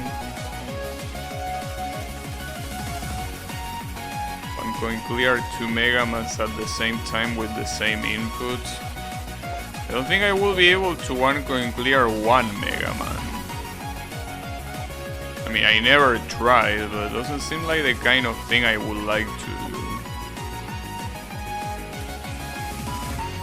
I guess it's the type of challenge that if you want to replay the old Mega Man games, it might be a good way to do it. You see, for example, the first Castlevania is a game that I wanna play, but in order to play it, unless like I play it like 20 years from now, you know, the only way to play it in a more interesting way will be going for a one coin clear. So I guess with Mega Man it could be the same. Like if I feel like replaying Mega Man or Mega Man 2 or whatever, I could put myself the challenge of doing a one coin clear. It's a possibility. But yeah, with games like that, I mean, I understand that they are not extremely long games, but it feels like it will take a very long time to do so.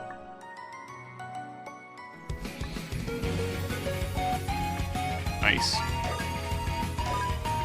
It's like it will take quite some time, so I know how big of a fan I am of that. Alright, so what changes here? Like basically, the whole right part gets harder, but you get access to the top. Pretty nice trait, like you're basically supposed to do the same shit, but even harder.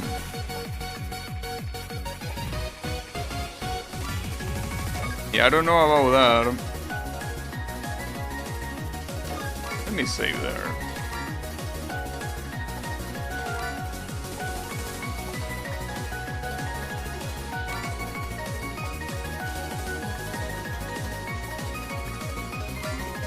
And I think that also applies to a lot of classic games that I might want to replay at some point.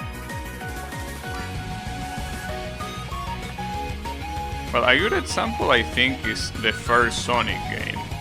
If I wanted to replay the first Sonic game on the Sega Genesis, I didn't one coin clear that game. It will be a good way of doing it. And the same will apply to Sonic 2 and 3, but I already one coin clear those games, but I could do it with a different character. Like Knuckles, for example.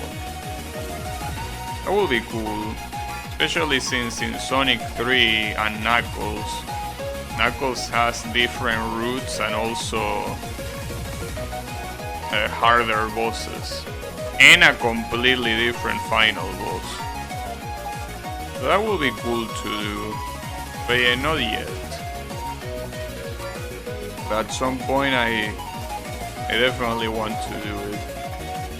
Because they are very good games, you know. They are the type of Sonic games that really make you want to play them a lot. Oh, nice. Oh, so the gate jump became easier here. Pretty cool. There we go again.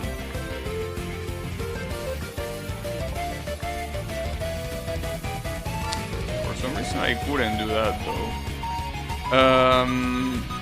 So how should I do that jump? I guess it's 2 full double jumps to get to from top right to middle to top middle, and then after that the rest doesn't seem that hard, but I don't know if there is anything on the left screen before getting to the next checkpoint, so not sure how hard this checkpoint will be. But yeah, we will see. But yeah, I also wonder how long I'm gonna take to play a turn-based RPG on stream. Like, when is Phantasy Star coming? I don't know. I kinda wanna play one of them.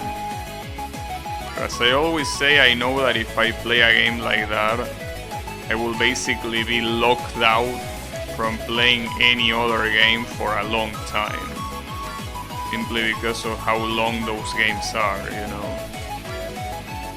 That's something that that I could play as well. But I don't know, I guess lately I'm not very fond of very long games, really. Like, even the Castlevania games, for example, the Metroidvania ones, I mean, I don't have an issue beating them, which in fact I beat 2 of them already, but, well, 3 if you count Symphony of the Night as well. So it's not like I cannot do it, but I feel like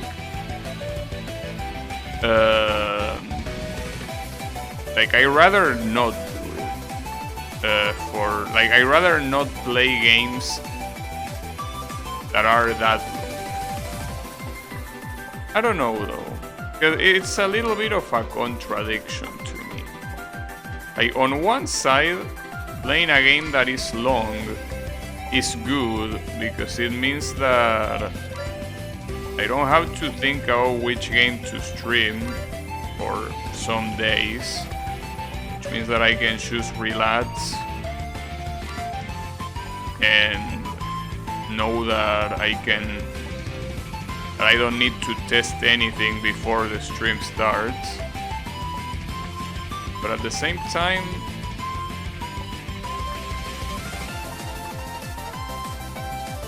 being locked in a game like that, I don't know. Really? Fuck. Am I supposed to jump? I guess I'm supposed to jump to the middle checkpoint, right? Not sure how though. That doesn't work. Fuck. Well, obviously don't hit that checkpoint down there because you will be losing progress. Okay, that jump doesn't seem easy, unfortunately.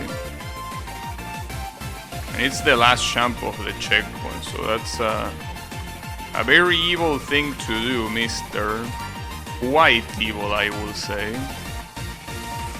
Seems like he doesn't mind doing it. Also, let me know, Draynor, whenever you finish the game. Also, when did you start playing this game? Because I feel like you started playing it earlier. Well, earlier. I mean, before I started the stream, right? I just want to calculate how much it could take me to beat it. 20 minutes before stream? Alright. But yeah, let me know whenever you're done with it so I can more or less calculate how much it will take me to beat it. More or less, of course. It's not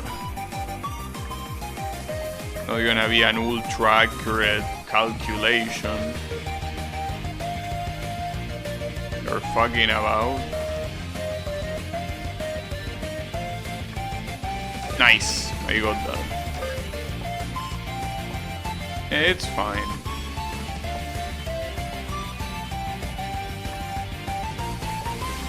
Oh, this looks evil. Yeah, that looks quite evil, actually.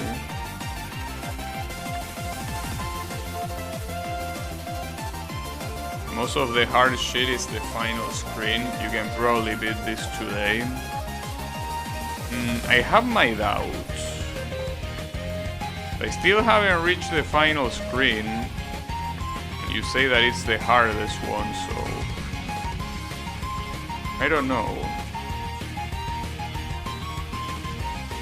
Nice, damn, well, it's not like it's that hard to one-shot that, but I'm glad I did.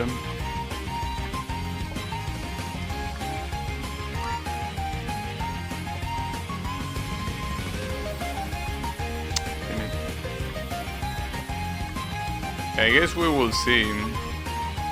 I mean, it will be annoying, as I say before, that I will have to leave it for the next stream, and then the next stream I beat it super fast or something. That will be a problem.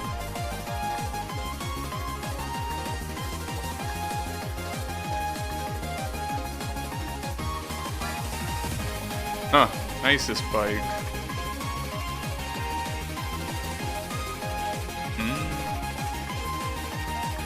Nice. Okay, so this is the final screen. So you're saying that I'm gonna get turbo fucked here, huh?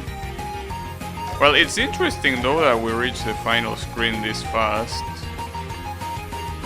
Guess after all, having some warm-up in Needle helps a lot, indeed.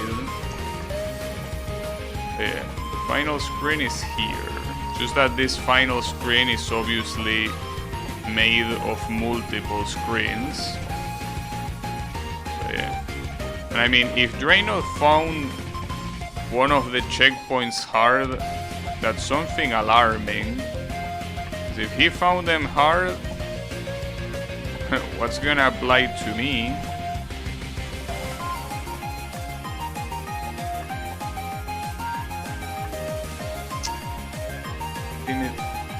Wait, why will I jump up there?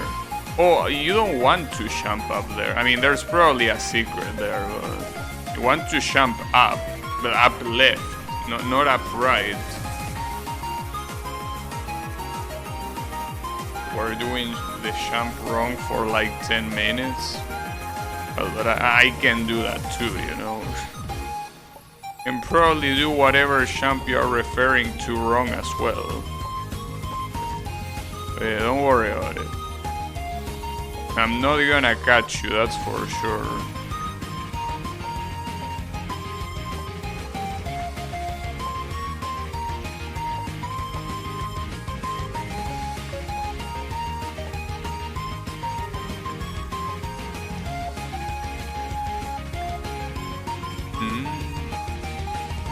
Did I really hit the ceiling? I can't believe it.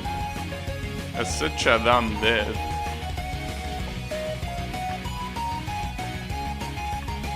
I actually did. Believe it or not.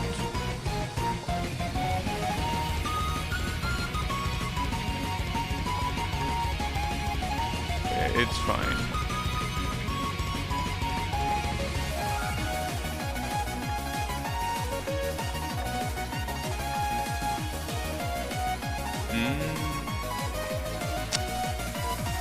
Okay, you need to land kind of like in the middle of those two mini spikes and then double jump.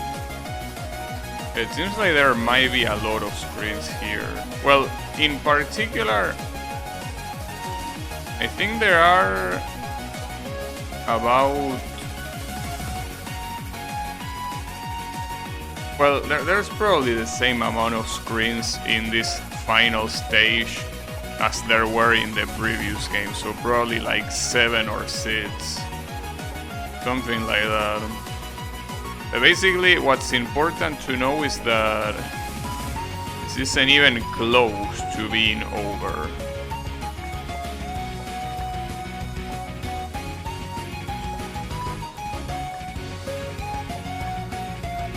Okay, that was weird.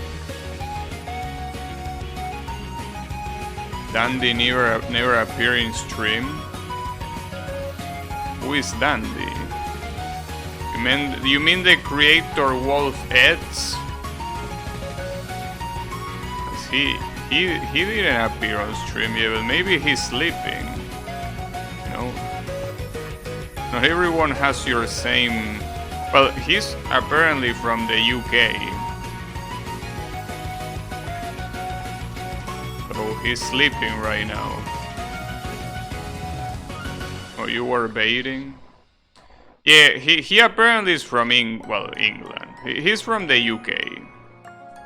Which means that right now it's the middle of the early morning. So very clearly he's not gonna be watching shit.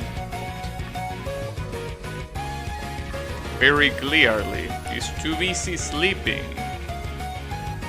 It's always a good thing. Sleeping is great.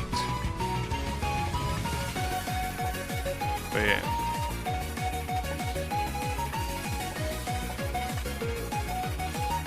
Also, if I get to the champ you were struggling, let me know if I struggle in the same way so I don't waste 10 minutes like you did. I don't know how long it will be until I reach that champ. Sean Dandy himself, yeah.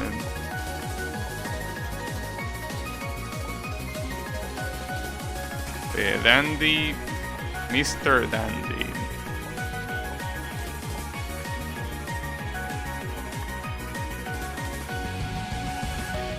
You just passed it, still took me some tries. Oh, I see. I guess we're not gonna be here for some time. But then this champ looks very hard. Like after that champ... Wait, but if you land here, can a double champ reach this high? Because I don't think you can double champ from here and reach this, so you have to champ from here. Then after that you do a single champ here and then double champ to that checkpoint. Yeah, that looks hard to do.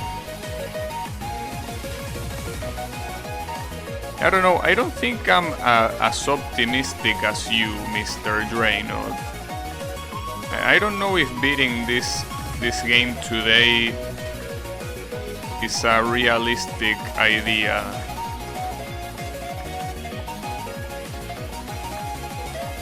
And I don't think I want to, at least not today, I don't want to stream more than 3 hours. I want it to be 3 hours, so that's the thing. Probably will still not get it, most likely.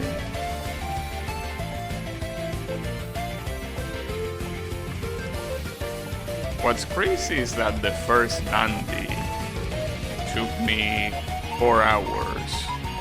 So it seems like this one is getting closer to that. It's just that I guess the final screen in the first Dandy wasn't that hard, probably.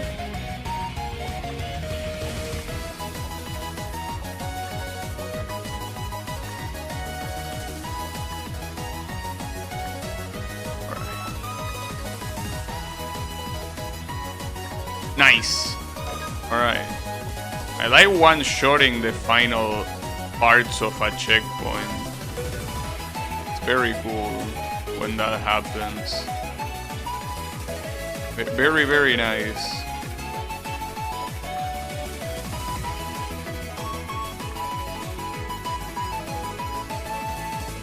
That one took me a hole.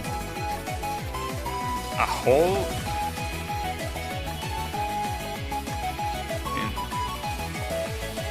Well, I mean, it's not easy to do.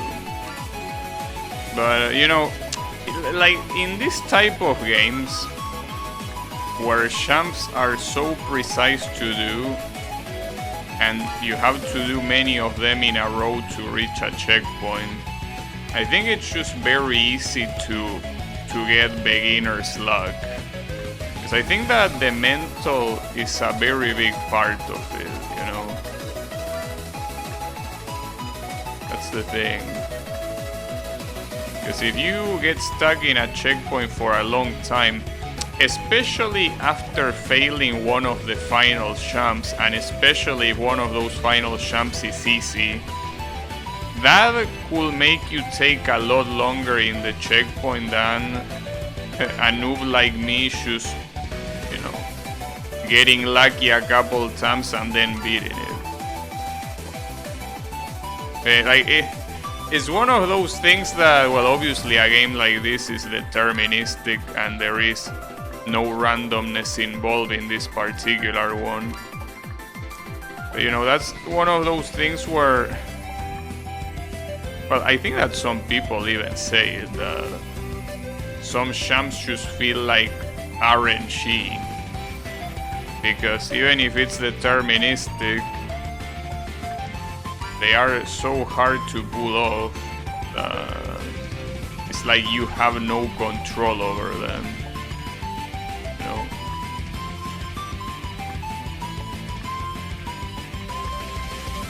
Nice.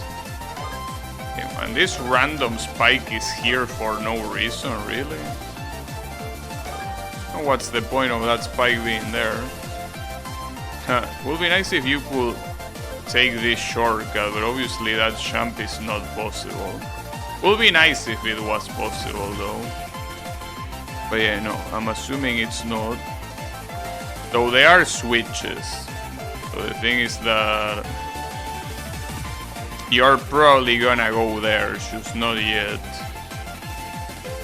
Seems like the issue here is that you're intended to land on that. Well, actually, maybe you can jump. Yeah, you can do that. Was that the jump you were doing wrong, Draino?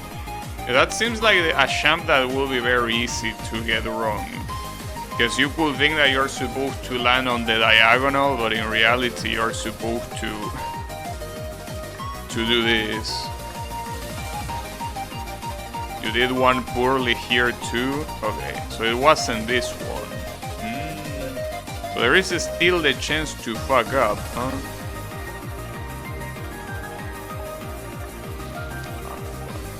Once you get that switch up there, well, it will be cool if once you get that switch, the thing that opened up was this. That will be very nice instead of this, because if this opens up, you will need to go all the way. Well, then again, wouldn't make much sense for this to be the one that opens up, because if that's the case, why would you even go to the checkpoint? But I think that if you are able to get up there, you should be able to get the next checkpoint on the right, probably. I guess there is some hope.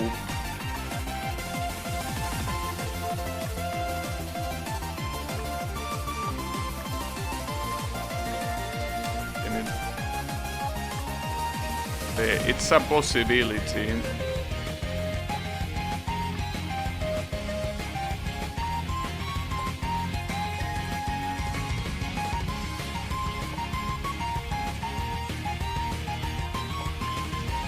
And after this one, there might be 2 or 3 more screens remaining.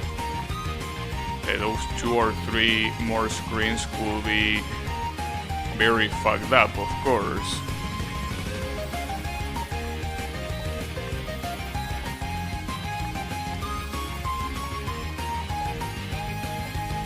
Anything is possible.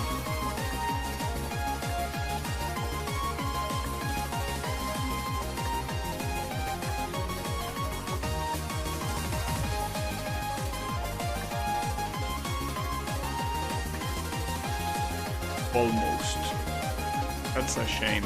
Because once you land there, I will assume that the next jump will be free to the checkpoint. You need to land there, which I didn't.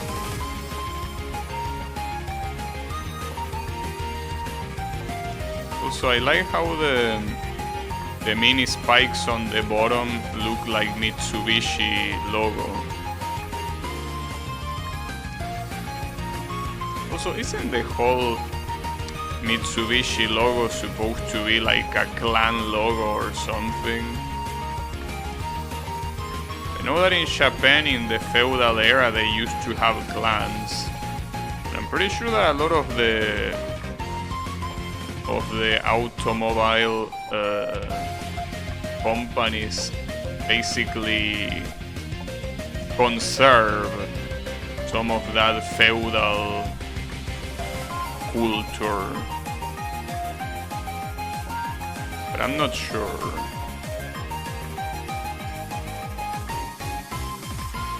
I mean, it definitely looks like the type of Japanese logo that their clans used a long time ago. Right, so this jump is full, well, 2 full jumps essentially. Too low, then that almost worked. Fuck. Like, that was almost perfect, but it was way too low. That's a shame. But if you do that too early, you also hit the top spike, so it wasn't a bad attempt, but has to be higher. Just a little bit higher though. But yeah, it needs to be higher.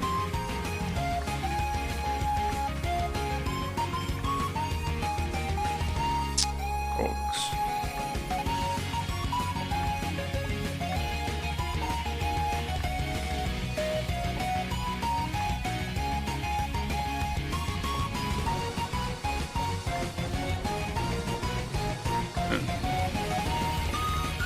This opening comes, you can really feel the pressure to win.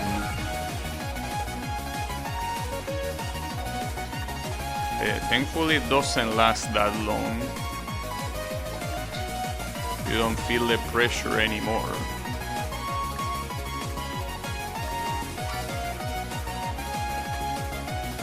Oh, but you can't hold right there. Oh, that sucks. If you hold right, you hit that spike. It's very conveniently placed there. Damn it, fuck, dude. I didn't even pay attention to that spike as I didn't think it was gonna be a problem. I guess it will. God damn it, dude. That's very evil.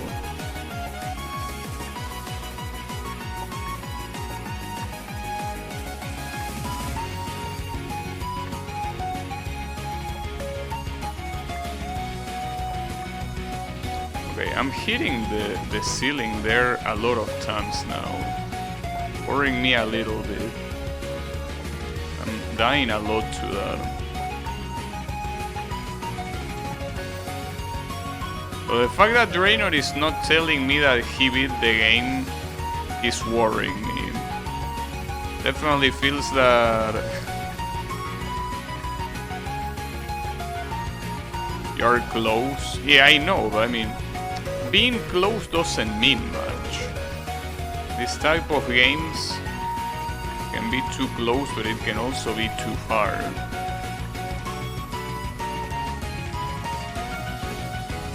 It's like the final save of the last two games, but every save is like that. Damn.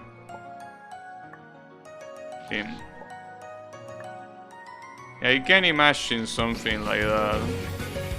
I mean, I know that you think that they are worthless, but there is a reason why it's rated at 58 in Delicious Fruit. You know? It wouldn't be a surprise if it takes you longer than the first one. Well, it might take you the same as the first one. But yeah. I mean, that's something that I saw in a lot of fun games that I played. Like, a lot of times I reached like almost the end of the game, and like the fun game is rated like a 50 or something, and I'm like, oh wait, this game has been extremely easy, why is it rated a 50? And then I realized that the final checkpoint, or like the final boss, is like harder than the rest of the game combined, which is obviously very common on fun games, and that explains the rating. But yeah, that can definitely happen here as well. Just that in the previous games it didn't really happen, because even if the final checkpoints were relatively hard, like they weren't harder than the rest of the game, you know.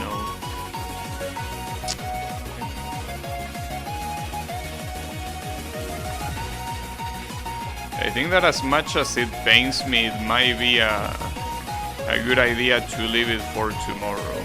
Just that I will have to plan on what else I will play after I inevitably beat it before the 3-hour mark. When you land on a block, your vertical position is like a randomish floating point, so if the block is like y equals 230, then when you land on the block sometimes you will be 230.2 or 230.3. But is that deterministic? Like, if you record the same input every single time, will it yield to the same results every single time? Or will it actually not do that? Because I think that's the key to say if a game is deterministic or not. Like, can you actually have non-broken replays? Because I mean, so far I haven't seen, aside from I Wanna Maker, I haven't seen any game with replays. I don't know if I Wanna Maker uses the exact same physics that a lot of these engines do, so wouldn't know. But yeah, that game is deterministic because it supports replays. Basically means that every time you do the same combination of inputs, the perfect same combination of inputs, it will give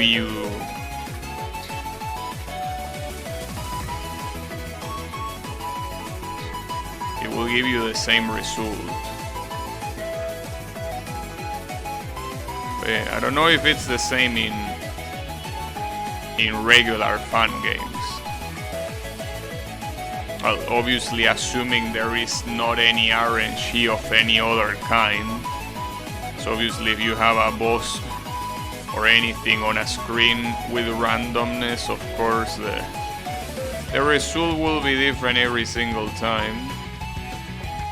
You know, I'm assuming a game like this one where the only thing that changes is your input and nothing more than your input.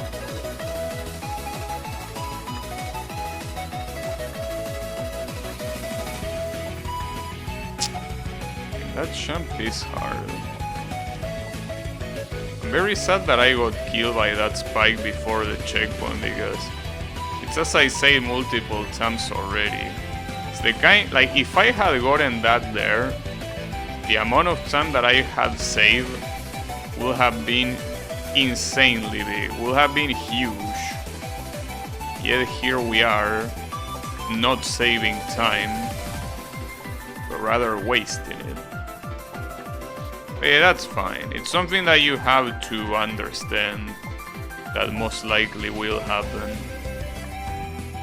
Because it's kind of like, it's not just that you're wasting time on this checkpoint, but there's also all that time is not going to the next checkpoint, you know? Did I really die like that? What a stupid ass death. That's the first time I died there. But yeah, that's fine.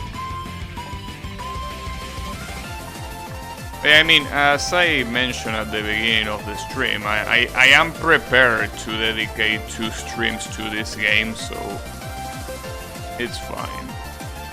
Don't worry about it. If it needs to take 2 streams, then so be it.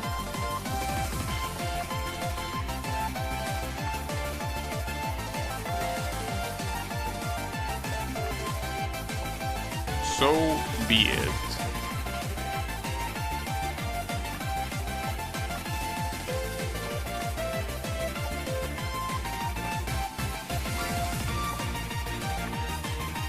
Okay, at least I got this checkpoint. It's something.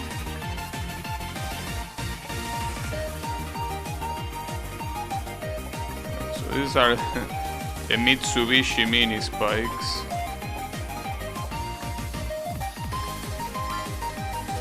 So I need to go back. Oh, wait, but is this? Oh, that jump is possible. Okay. And then I think you need to go here.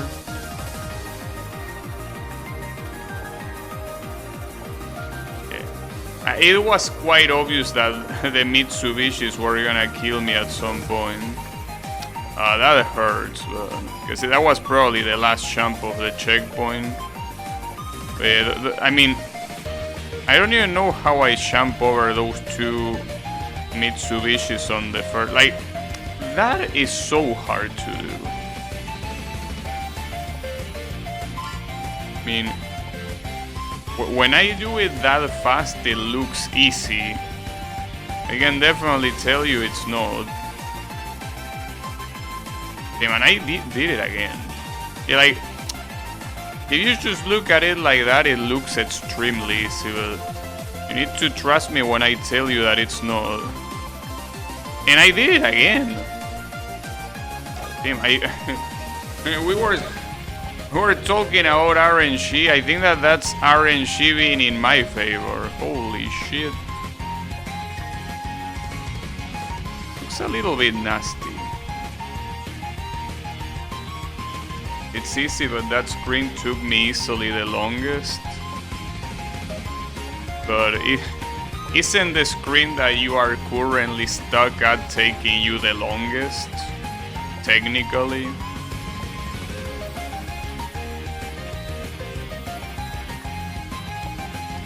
It's most likely the last checkpoint, right?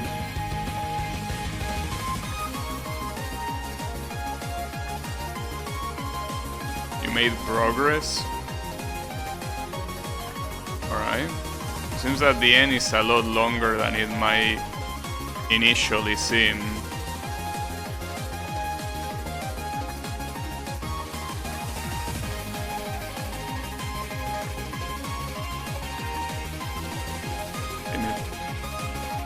It also seems that here we'll need to go right, then down, then left, then down, then right, then up. That's a lot of screens left. It's not just based on how long you hold the jump button, but yeah, depends on engine too. I see. But I wonder if this one is fully deterministic or not though. Since I mean, fun games obviously by default don't support replays. I mean, why will you make the replay of? Will you make the replay of everything? Will you make the replay only of the successful checkpoints? But in any case, whenever you leave the game, you like that has to be a replay. You can't keep it after leaving the game. Like keep the same one, right? We'll have to do a new one. It would be nice if replays were one of those things that was something that every fun game supported natively.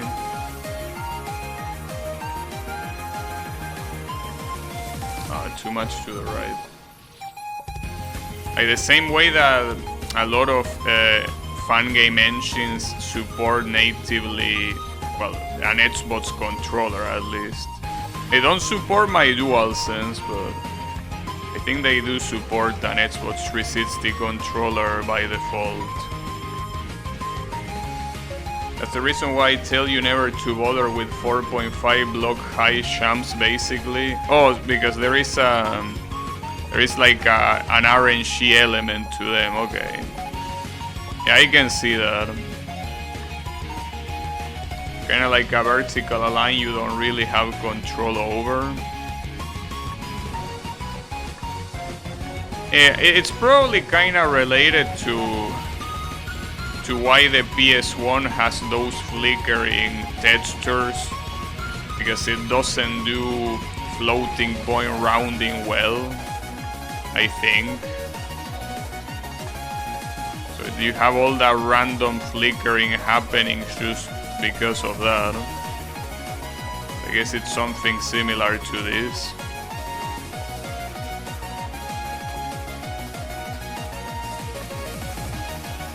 I guess floating point is a hard thing.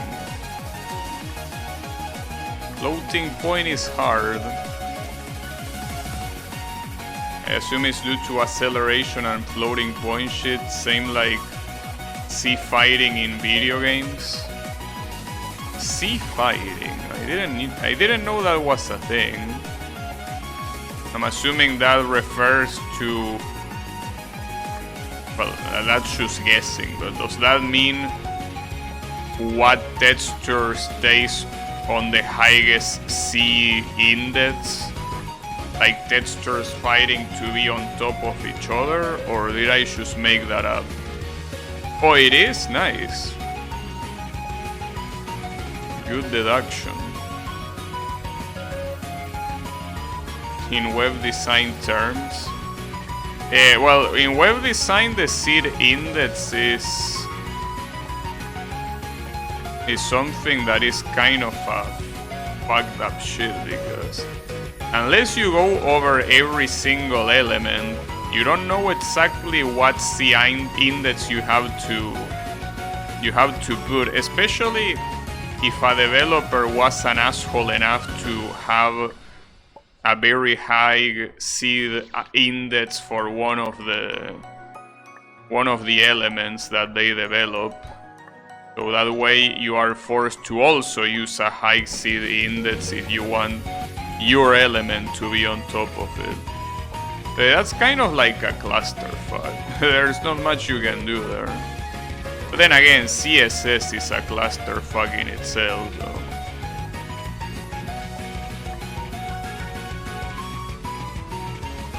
Ah, damn it. That champ also looks hard. Isn't it great when things are named usefully? Yeah, of course. Very...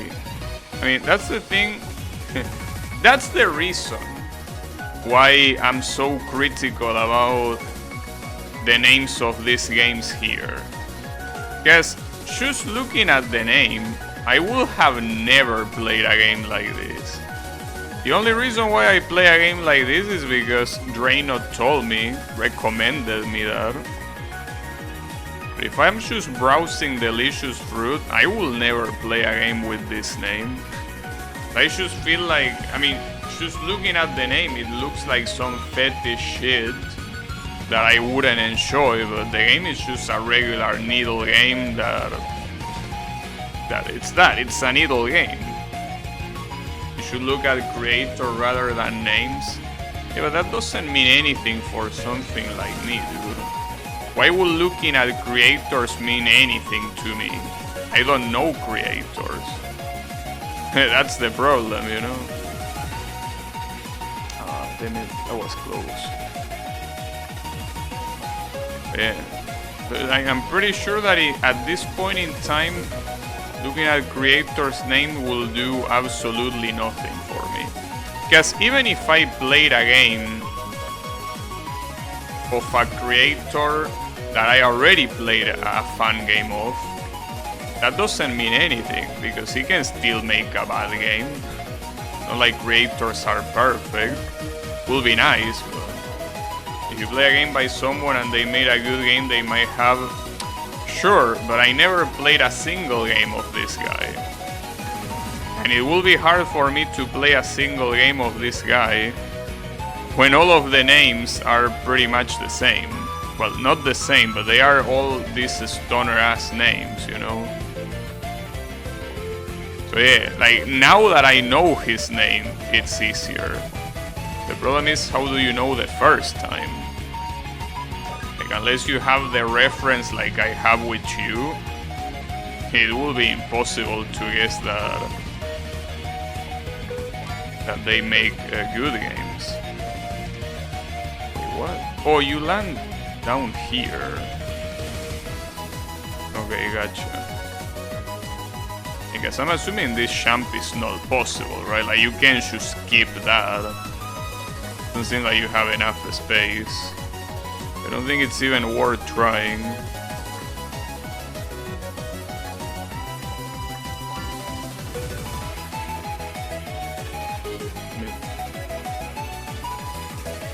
Yeah, that's how it works, but yeah, that's my point.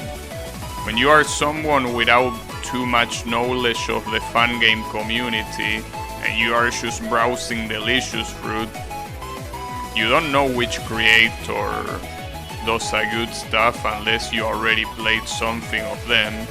That's precisely why I probably would have never played a game of this creator, because none of the names of the games look attractive to me.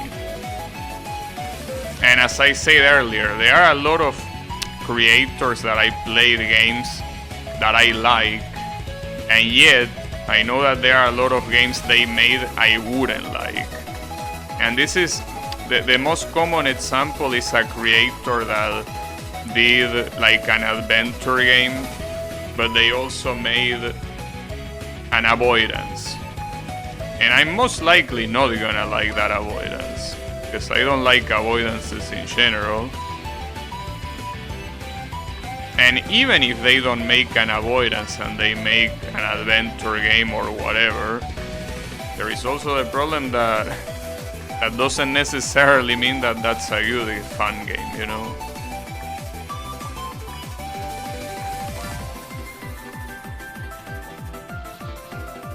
I have no idea how to do this jump, actually.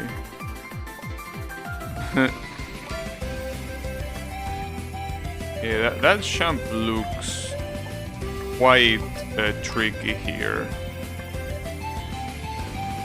Like, maybe you're supposed to jump from the very left side, but there is a spike there that I don't think will let you do that.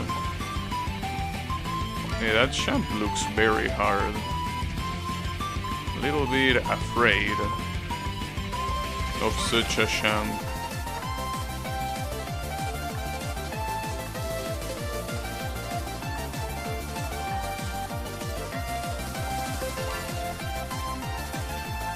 Hey, how do you do this? Because if you jump too high, you bonk. But you need to be at least here by the time you double jump. But can you do that? Okay, like that. I should have double jump later. You have to aim at here. You have to aim here and then double jump. Then after that, this doesn't look that hard, but it seems chokeable. So yeah, you will see.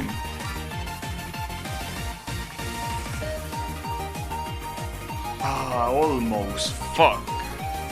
Damn it. It was very close. Not close enough. And also, remember, Draenor, to tell me which jump you struggle with. At least I already passed it somehow, which is a possibility. I don't know. I already long passed it, really? Damn nice. I did it correctly right away. Nice. Now I'm curious to see which one it was. Didn't want to say it to throw me off. Alright, thanks. Okay. Nice. Oh, not nice. Fuck.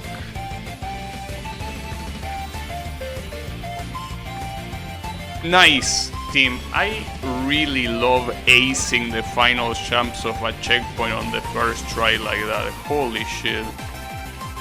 That feels so good. That's still beginner's luck, don't worry. There is another Star of David here. Like this one is a little bit bigger. Oof. What? Alright. Nice. Okay, at least I got that. But yeah, the rest of this screen doesn't look very nice to me. Looks a little bit fucked up. Not to mention that there is not a single checkpoint on this screen aside from the one I just took. Which means that all these weird ass jumps, you're supposed to do them all in one go. Yeah, good luck with that. Already the first jump looks very hard. Yeah. Indeed, good luck with that. Alright, that's fine though. Well, I will say we got this, but I don't think we do. That's the thing. Draenor didn't finish yet. And he started 20... Okay, never mind. He did finish. Well, congratulations. Choke the final save like 5 times. Yeah, it happens.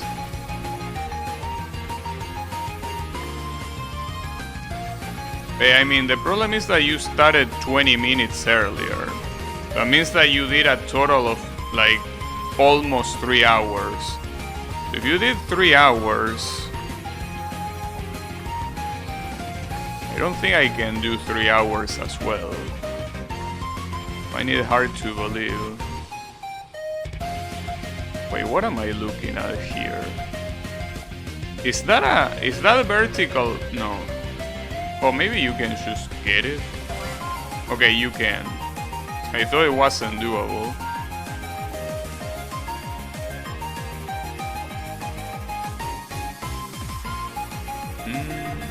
I don't like this jump.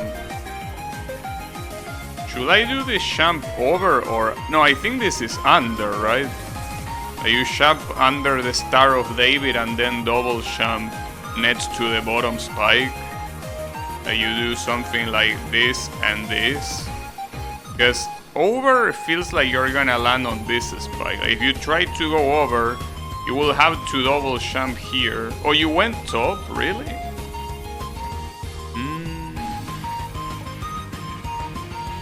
That almost worked though. Damn it. Almost. I mean, going bottom does seem harder. You will have to double jump around here. And if you don't... I mean, I guess it's very close to both. But I don't know which one will be harder. Be right back, alright. Got you. Isn't that jump possible right away? It probably is. Most likely. I wasn't expecting dying like that. It's a surprise.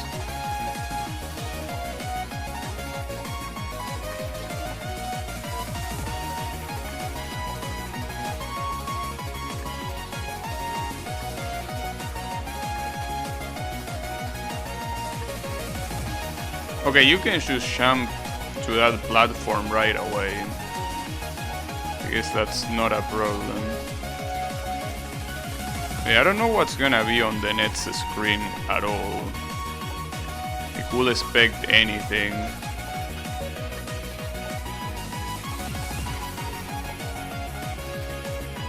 I'm a little bit afraid.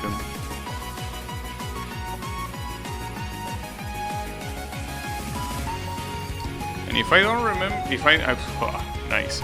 If I'm not mistaken, the net screen should be the last one, right? Because I think that the Lollipop was accessed from the bottom, and the next screen is the one that was below the Lollipop. So I think the net screen should be the last one, perhaps. Or maybe it's wishful thinking. Well, wishful thinking, also known as bad memory in this case. It's a combination of both.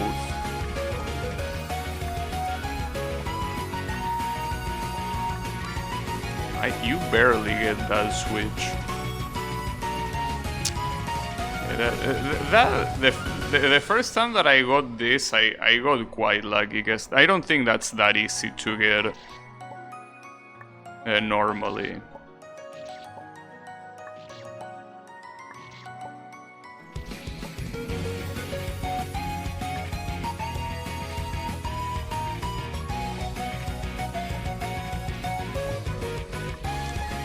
What I do know is that, assuming that the next screen is the last one, that it will be very sad if I don't get it today. Wow, nice jump, bro. Very good jump. I'm a little bit afraid.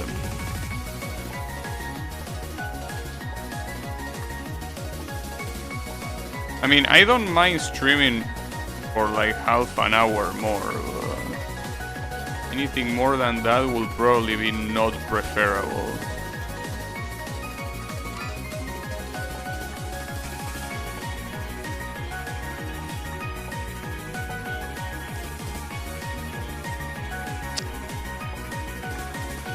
Okay, that worked.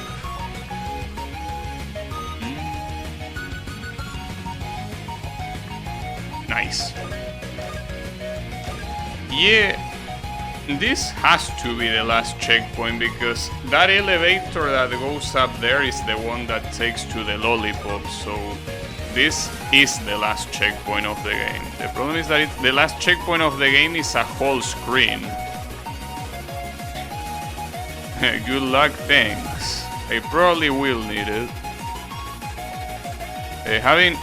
That's already a bad signal when a checkpoint is an entire screen and it's none other than the last checkpoint.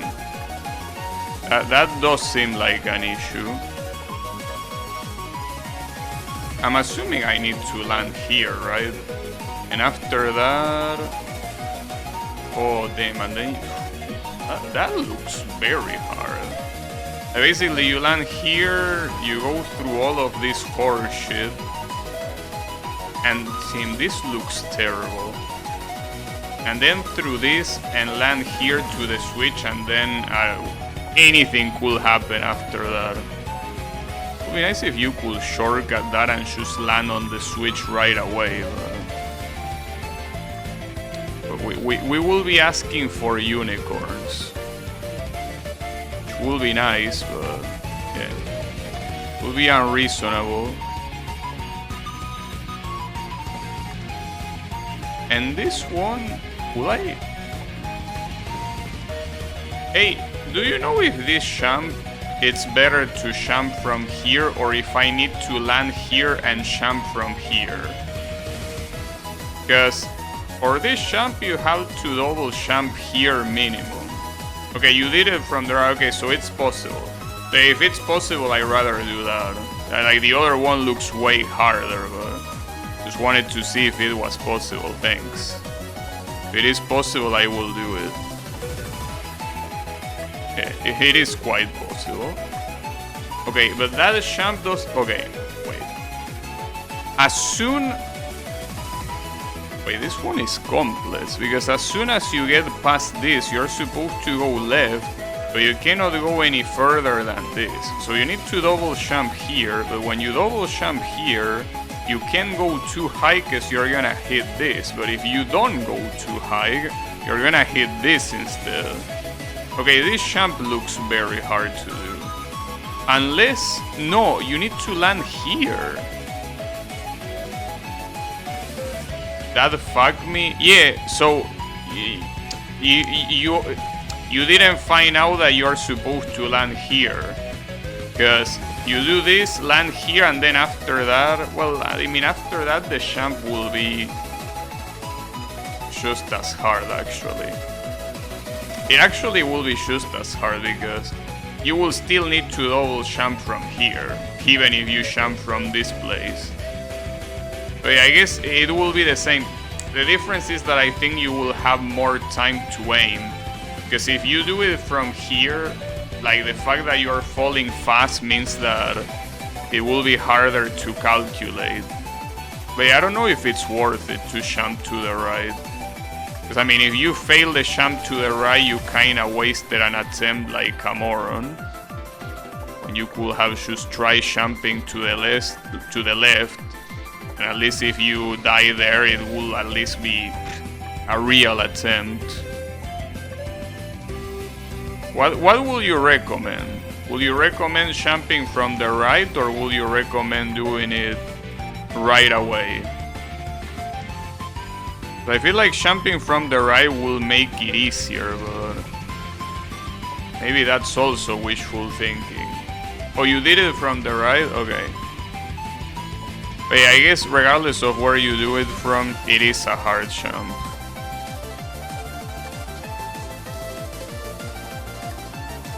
And then I have no idea what happens when you hit the switch. That's the big mystery in I Wanna Be the Guy fan games. What happens when you hit a switch? And the answer is a lot of things could happen. And you will never know until you actually hit it. Ah, damn it, dude. Yeah, that jump is very hard. At least I was able to get to the platform. So that means that The only thing left is the last champ before the switch. That last champ before the switch seems very messed up. If only this thing was a little bit higher, that would be perfect. But it's in the perfect place to fuck you up. It really is.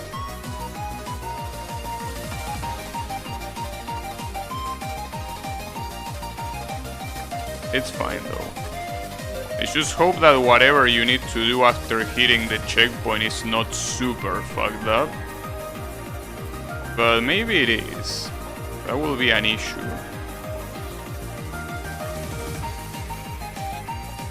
We will see.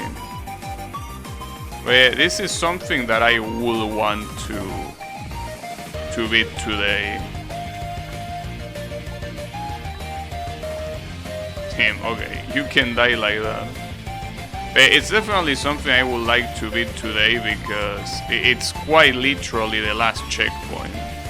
Like leaving this checkpoint for tomorrow, I feel will be a very big mistake. I don't know, this checkpoint could take me 100 hours. You never know. Especially like when I have the pressure of finishing it quickly. Like if I had all the time in the world right now, probably wouldn't care too much, and the fact that I wouldn't care would probably make me play better. The fact that I'm hurrying is precisely what's most likely gonna make me play badly. But you never know. You gotta try. But I just want to see what happens after you hit the switch. Because before that, I cannot know how truly hard this checkpoint is. So I need to know.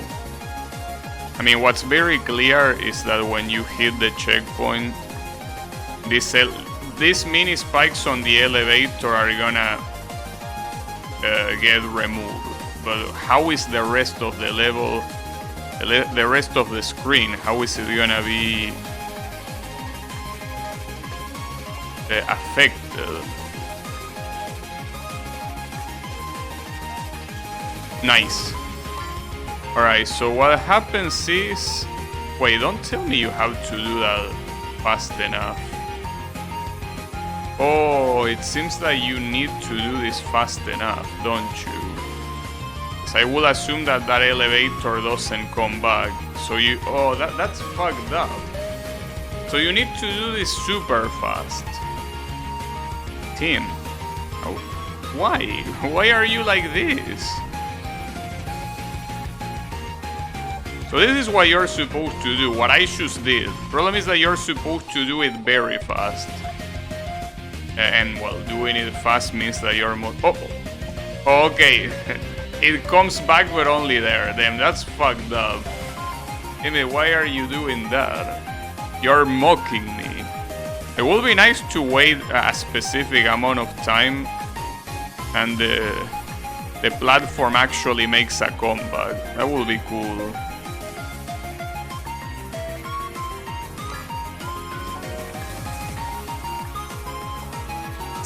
Damn it, fuck. That was extremely close. So I can see why Draenor choked this 5 times. Because yeah, it's very chokeable.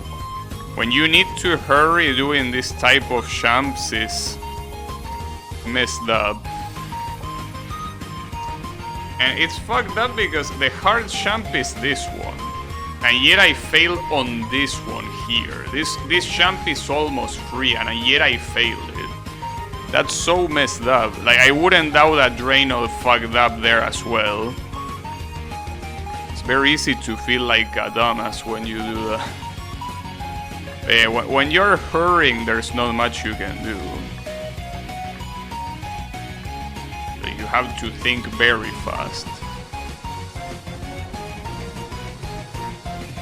Black Friday sales are live for the shit I want. Nice. have a happy buying, happy purchasing. Unfortunately here, I think that nobody's selling anything for Black Friday. Well, I mean, they are on Steam, but... Oof, okay.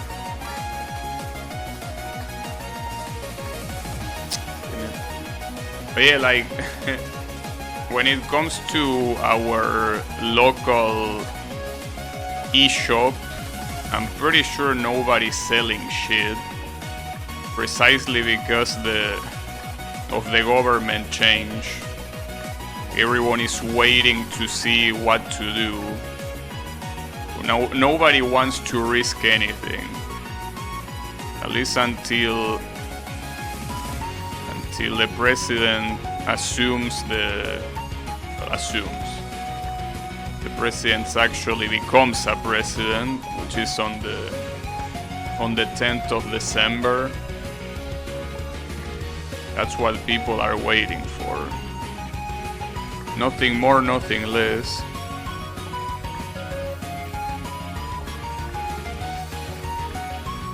So I guess a lot of people will wait even more than that.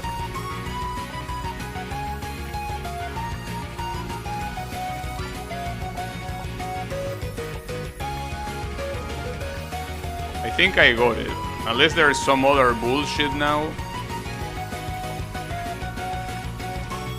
Got it. There you go. We got the Lollipop. Can you believe it? And there is a secret up here, by the way. Now Standy... Wait, there is an extra?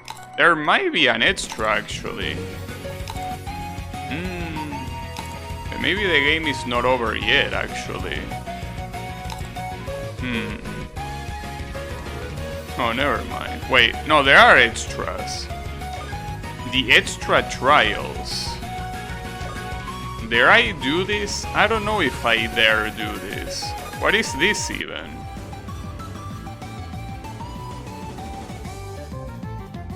Well, the music also changes to the one there. Okay, so... yeah, this doesn't look like something I could do. Like... this is the type of needle that I don't think I can do. Hey, look at this. And then there is a screen up there. You didn't know about this? Come on, bro. How didn't you know about this? Like, it's right on the right side of this. Oh, and you can go back, by the way. If you save here, the thank you for playing room is not even accessible. But yeah, I mean, this type of platforming seems like an issue. I mean, look at it. I mean, I could see this last one too, but yeah. This doesn't look like something I would want to do, because it's probably very hard. I mean, I guess this is the reason why the game is categorized as a 58 points on Delicious Fruit, because it takes into account the extra trials, most likely. Well, regardless of that, I don't know if I'm gonna do these trials, but I know that I won't do them now. That's for sure. I think that maybe at some point if I feel like it, but I most likely won't feel like it. But you never know. But yeah, for today I'm done. At least we were able to beat the main game, which is what matters. And I guess that with that we can just consider the Dandy trilogy to be over. So hey, GG's for the Dandy trilogy, and that's gonna be it for me for today. I don't know what I'm gonna do tomorrow, but I don't think I'm gonna do the extra challenges tomorrow. Like, if I do that, which I doubt, it's definitely not gonna be tomorrow. But yeah, thanks everyone a lot for watching, and I'll be seeing you on the next stream. So have a good one, everyone, and take care.